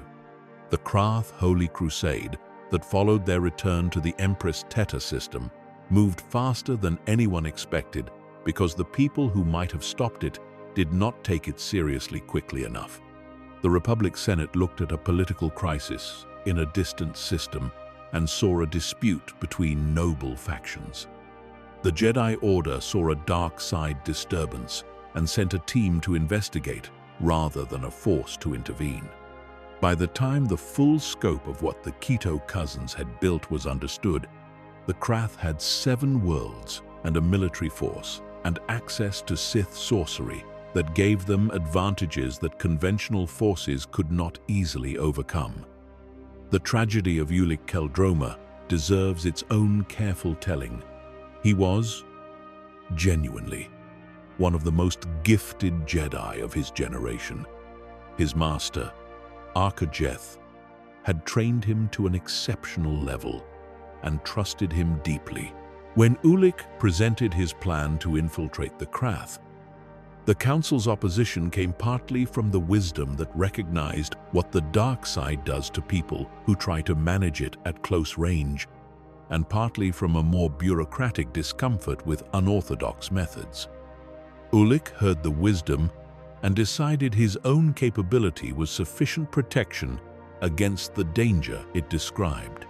He was wrong, and the specific way he was wrong is illuminating. Alima Keto did not seduce him toward darkness through simple temptation. She used the Sith techniques she had learned to work directly on his emotional state, amplifying vulnerabilities that were already present. The attachment to his companions that the Jedi Code said he should not have, the pride in his own abilities that made him overconfident, the genuine grief he carried for losses he had sustained during his early encounters with the Krath. The dark side did not create these things in him. It found them already there and turned up the intensity until they became something he could no longer manage. This is always how it works. The darkness does not manufacture weakness. It locates the weakness that is already present and applies pressure until the structure fails. Understanding this does not make it less tragic. It makes it more so, because it means that Ulic's fall was not the result of some flaw unique to him that a better person would not have had. It was the result of him being human, which is not a flaw at all, and encountering a tradition specifically built to exploit the human condition. The Brotherhood of Darkness deserves a longer look at the specific texture of its failure, because Darth Bane's critique of it was correct but incomplete. And the incomplete part is interesting. Bane identified the problem as too many. Sith, competing agendas, diluted power. He was right. But the Brotherhood's failure was also about something more specific than simple numbers. It was about what happens when an institution based on individual power tries to pretend that collective decision-making is possible. Lord Khan was not unintelligent. His decision to eliminate the hierarchy came from genuine strategic thinking about the Sith's recurring weakness. But the Sith tradition, by the time of the Brotherhood, had spent thousands of years selecting for and cultivating exactly the kind of personality that makes collective decision-making impossible. People who could survive in the Sith tradition for any length of time were, almost by definition, people for whom the idea of genuinely deferring to another person's judgment was psychologically intolerable. You could force compliance through power. You could manipulate agreement through cunning. What you could not do was build a functional institution out of people who had been trained since their earliest dark side development to view every peer as a competitor and every superior as an obstacle. Khan's Brotherhood gave these people equal titles and then asked them to cooperate. The predictable result was that they cooperated exactly as long as it served each individual's interest, and not a moment longer. The 7 battles of Ruusan were not lost because the Jedi's army of light was overwhelmingly superior in any individual engagement. They were lost because the Brotherhood, despite their considerable collective power, could never quite agree on how to use it. Different Dark Lords had different ideas about strategy, different agendas about what victory was supposed to accomplish afterward, different levels of commitment to a shared cause that none of them actually shared. The thought bomb at the end was not a last resort. It was a confession. Lord Khan, in the moment when he chose to detonate it, was acknowledging that he could not win with what he had, that he could not trust his own brotherhood to fight their way through to any other outcome, and that taking the Jedi with him in mutual destruction was better than accepting defeat in any conventional sense. The darkness has its own pride, and the thought bomb was that pride refusing the humiliation of surrender. What it actually accomplished, as Darth Bane watched from a safe distance with something very close to satisfaction, was the clearing of a field. The old growth was gone. Now the new growth could begin.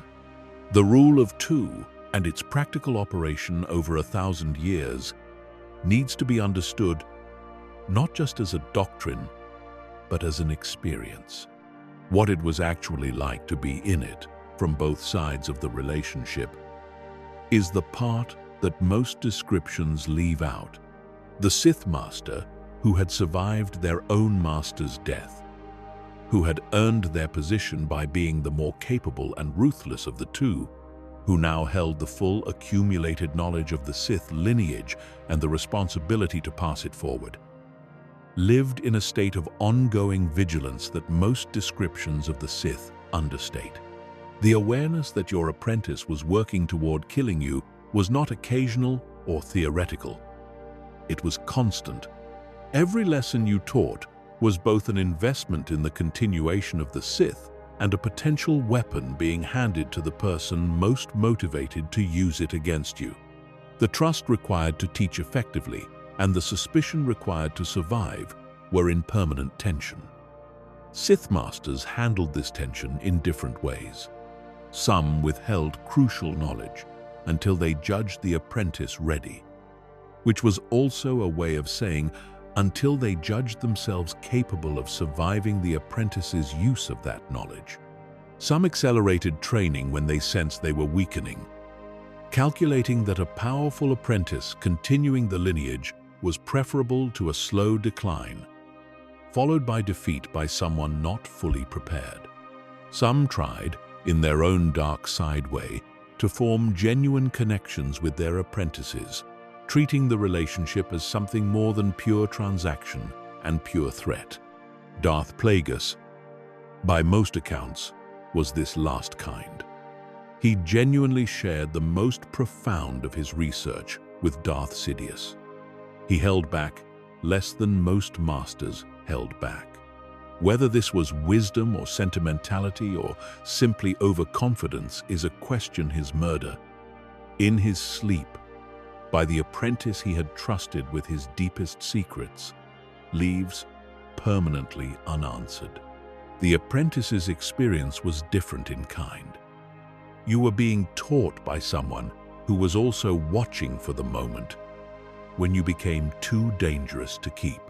You were learning from the most capable dark side practitioner alive, which meant you were learning from someone who had already survived everything that had come before, and you needed to become capable of surpassing that person without betraying the attempt before you were ready. The window between capable enough and discovered too soon was not large. Apprentices who moved against their masters prematurely died. The records are full of them. The ones who succeeded were those who had either genuine superiority of power, which the training was designed to eventually produce, or a quality of patience and cunning that could sit with the knowledge of what they intended to do and show nothing until the moment was exactly right. Darth Sidious was extraordinary in this. For years he trained under Plagueis, absorbed everything his master had to give, conducted an entire parallel career as Senator Palpatine, and all of that time he was present in the daily life of a master who was specifically alert to the signs of apprentice betrayal and detected nothing. On the night he chose, he killed Plagueis in his sleep, and then finished what Plagueis had started: the execution of the grand plan, the destruction of the Republic, the fall of the Jedi Order. One man, one night of murder. 1,000 years of preparation had come to this, and it worked. For a time, the Inquisitorious full horror is best understood by spending a moment with what the individuals inside it had been before. not because their past makes their actions forgivable, but because understanding the process reveals something true about how the dark side, and specifically how Darth Vader's application of the dark side, actually operated when directed at a person rather than at a battlefield. A Jedi who was captured rather than killed had survived something that most did not survive, which meant they were in some sense extraordinary. And extraordinary Force-sensitive individuals represented a resource that the Empire was systematically inclined to use rather than waste. The process of converting a captured Jedi into an Inquisitor drew on techniques that went beyond conventional breaking. Vader understood from personal experience what the architecture of a Jedi identity looked like, because he had lived inside that architecture for his entire adolescence and most of his young adulthood. He knew where the load-bearing walls were. He knew which attachments, which loyalties, which sources of meaning were structural and which were decorative. The work of dismantling a Jedi for conversion was, in a specific and terrible way, the work of someone who had completed a version of the same dismantling in himself. The Grand Inquisitor, before he was the Grand Inquisitor, had been a Jedi temple guard. He had stood at the doors of the temple and protected it and believed in what it represented. What was done to him to produce the being who hunted Kanan Jarrus and Ezra Bridger across the Outer Rim, the being who ultimately chose death in the ruins of a Jedi temple rather than face Darth Vader's punishment for failure, cannot be fully described because the records do not preserve it and perhaps should not. What can be said is that the Inquisitorius as a tradition reveals the dark side at its most instrumentalized. Not as a philosophy anyone chose freely. Not as a path anyone was drawn to by their own deepest nature. A path people were walked down with no alternative offered. A path maintained by the knowledge that the only thing waiting at the edge of it was Darth Vader, and that Darth Vader's patience with failure was considerably shorter than his patience with the slow process of breaking people into tools. The Sith Eternals Exegol project, when understood in the full scope of what was attempted there, represents perhaps the single most ambitious undertaking in Force tradition history. Not the most philosophically sophisticated, not the most spiritually genuine, but ambitious in the pure engineering sense.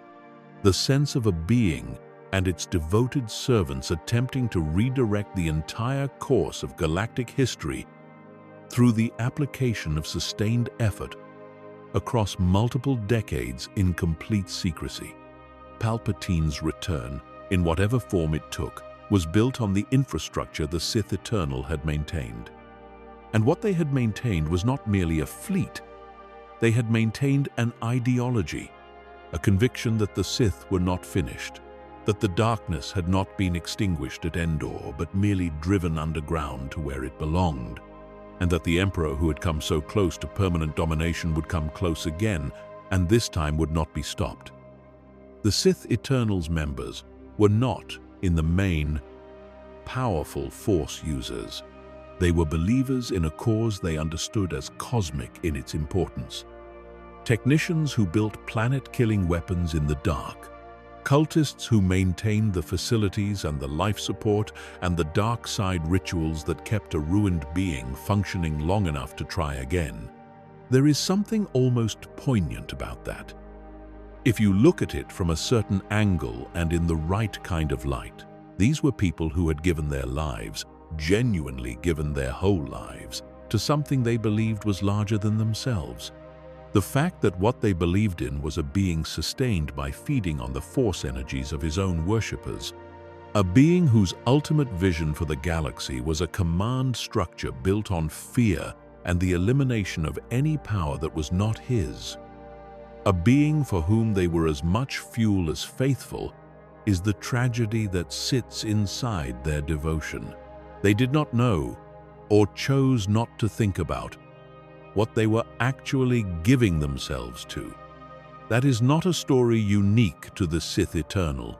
That is a story that has been told about human institutions of many kinds throughout history. The willingness to believe in a cause is one of the most powerful things a person carries. What that willingness is pointed toward determines everything. The Knights of Ren, when you examine them carefully, are the tradition that most honestly represents what the dark side looks like when you remove every justification and every pretense and every philosophical architecture built around it. The Sith had the rule of two, the code of the Sith, the accumulated doctrines of 10,000 years of dark side scholarship. The Night Sisters had the magic of Dathomir and the spirits of their ancestors and the green ichor of a world that had been steeped in darkness long enough to make it structural. The Brotherhood of Darkness had a goal, however flawed their means of pursuing it. The Knights of Ren had the Ren. The word and the concept pointed towards something elemental about the dark side, stripped of all the dressing that traditions accumulated over time. The dark side wants to dominate. The dark side wants to take. The dark side wants to break things and is indifferent to whether what is broken has value. The Knights of Ren pursued these qualities without the narrative overlay that made other dark side traditions seem more purposeful or meaningful. They were honest about what the darkness was, at its most stripped-down level. In a universe full of traditions that explain themselves in terms of power and destiny and the inevitable triumph of one philosophy over another, the Knights of Ren said almost nothing. They showed up. They took what was there. They moved on. And that honesty, if it can be called that, is also its own kind of horror. Because the dark side, without narrative, without philosophy, without the elaborate justifications that at least required the people building them to think carefully about what they were doing, is simply appetite. Appetite for dominance, for destruction, for the removal of everything that stands in the way of the self. The Knights of Ren were what you got when no one asked the appetite to explain itself. And Kylo Ren, who led them and never quite belonged among them and finally turned away from them in the same moment he turned back toward himself, was the story of what happens when a person who still has questions gets lost in a tradition that has already decided to stop asking any. The full sweep of what these traditions represent, from the Jedi on Tython, 36,000 years before Yavin, to the Sith Eternal in the unknown regions and everything in between, is not just a history of Force use. It is a history of consciousness trying to understand its own deepest nature. Every being who ever felt the Force and tried to build a life around that feeling was doing the same thing from a different direction, trying to answer the question of what it meant to exist in a universe where something ran through all living things and connected them to each other and to the past and the future and the deep fundamental fabric of reality itself. That question does not have a final answer. The traditions that believed they had found one always discovered, eventually, that the Force was larger than the answer they had constructed. The Jedi discovered it when Anakin Skywalker stood in Mace Windu's office and the entire framework of what they thought they understood about darkness and destiny came apart. The Sith discovered it whenever an apprentice they had trained to surpass all limits chose, at the final moment, to surpass the limit of what the Sith philosophy said was possible, which was the limit the dark side most wanted them to believe was permanent. The limit of caring about something other than power. Vader lifting Palpatine is not, in the tradition of Sith scholarship, supposed to be possible. A Sith does not choose love over survival. A Sith does not throw away the power they have accumulated for a child who is already dying. And yet, Vader did. And in doing so, he demonstrated the thing that all the traditions, taken together, had been circling around for tens of thousands of years, without quite finding the center of. That the Force, in the end, tends toward connection. That every attempt to use it to separate, to dominate, to eliminate one half of its nature in favor of the other, ultimately fails. Not immediately, not without causing enormous suffering in the process, but eventually, because the Force is not a philosophy any tradition invented. It is something that was there before any of them, and will be there after all of them. And what it is, at its most fundamental level, is the thing that makes it impossible to be truly alone in the universe. Every tradition, even the darkest, even the ones that tried hardest to deny it, was built by beings who felt that connection and could not help but reach toward it. Even when reaching meant reaching for the wrong things, in the wrong direction for reasons that made terrible sense at the time. That is the full story of the Force. Not the Jedi, not the Sith. All of it together, the whole complicated and extraordinary history of consciousness trying to understand what it is part of. The Force runs through it all. The Force always has. And if you are still enough to listen, the Force is still running through this moment. Right now, wherever you are, on whatever world you find yourself tonight.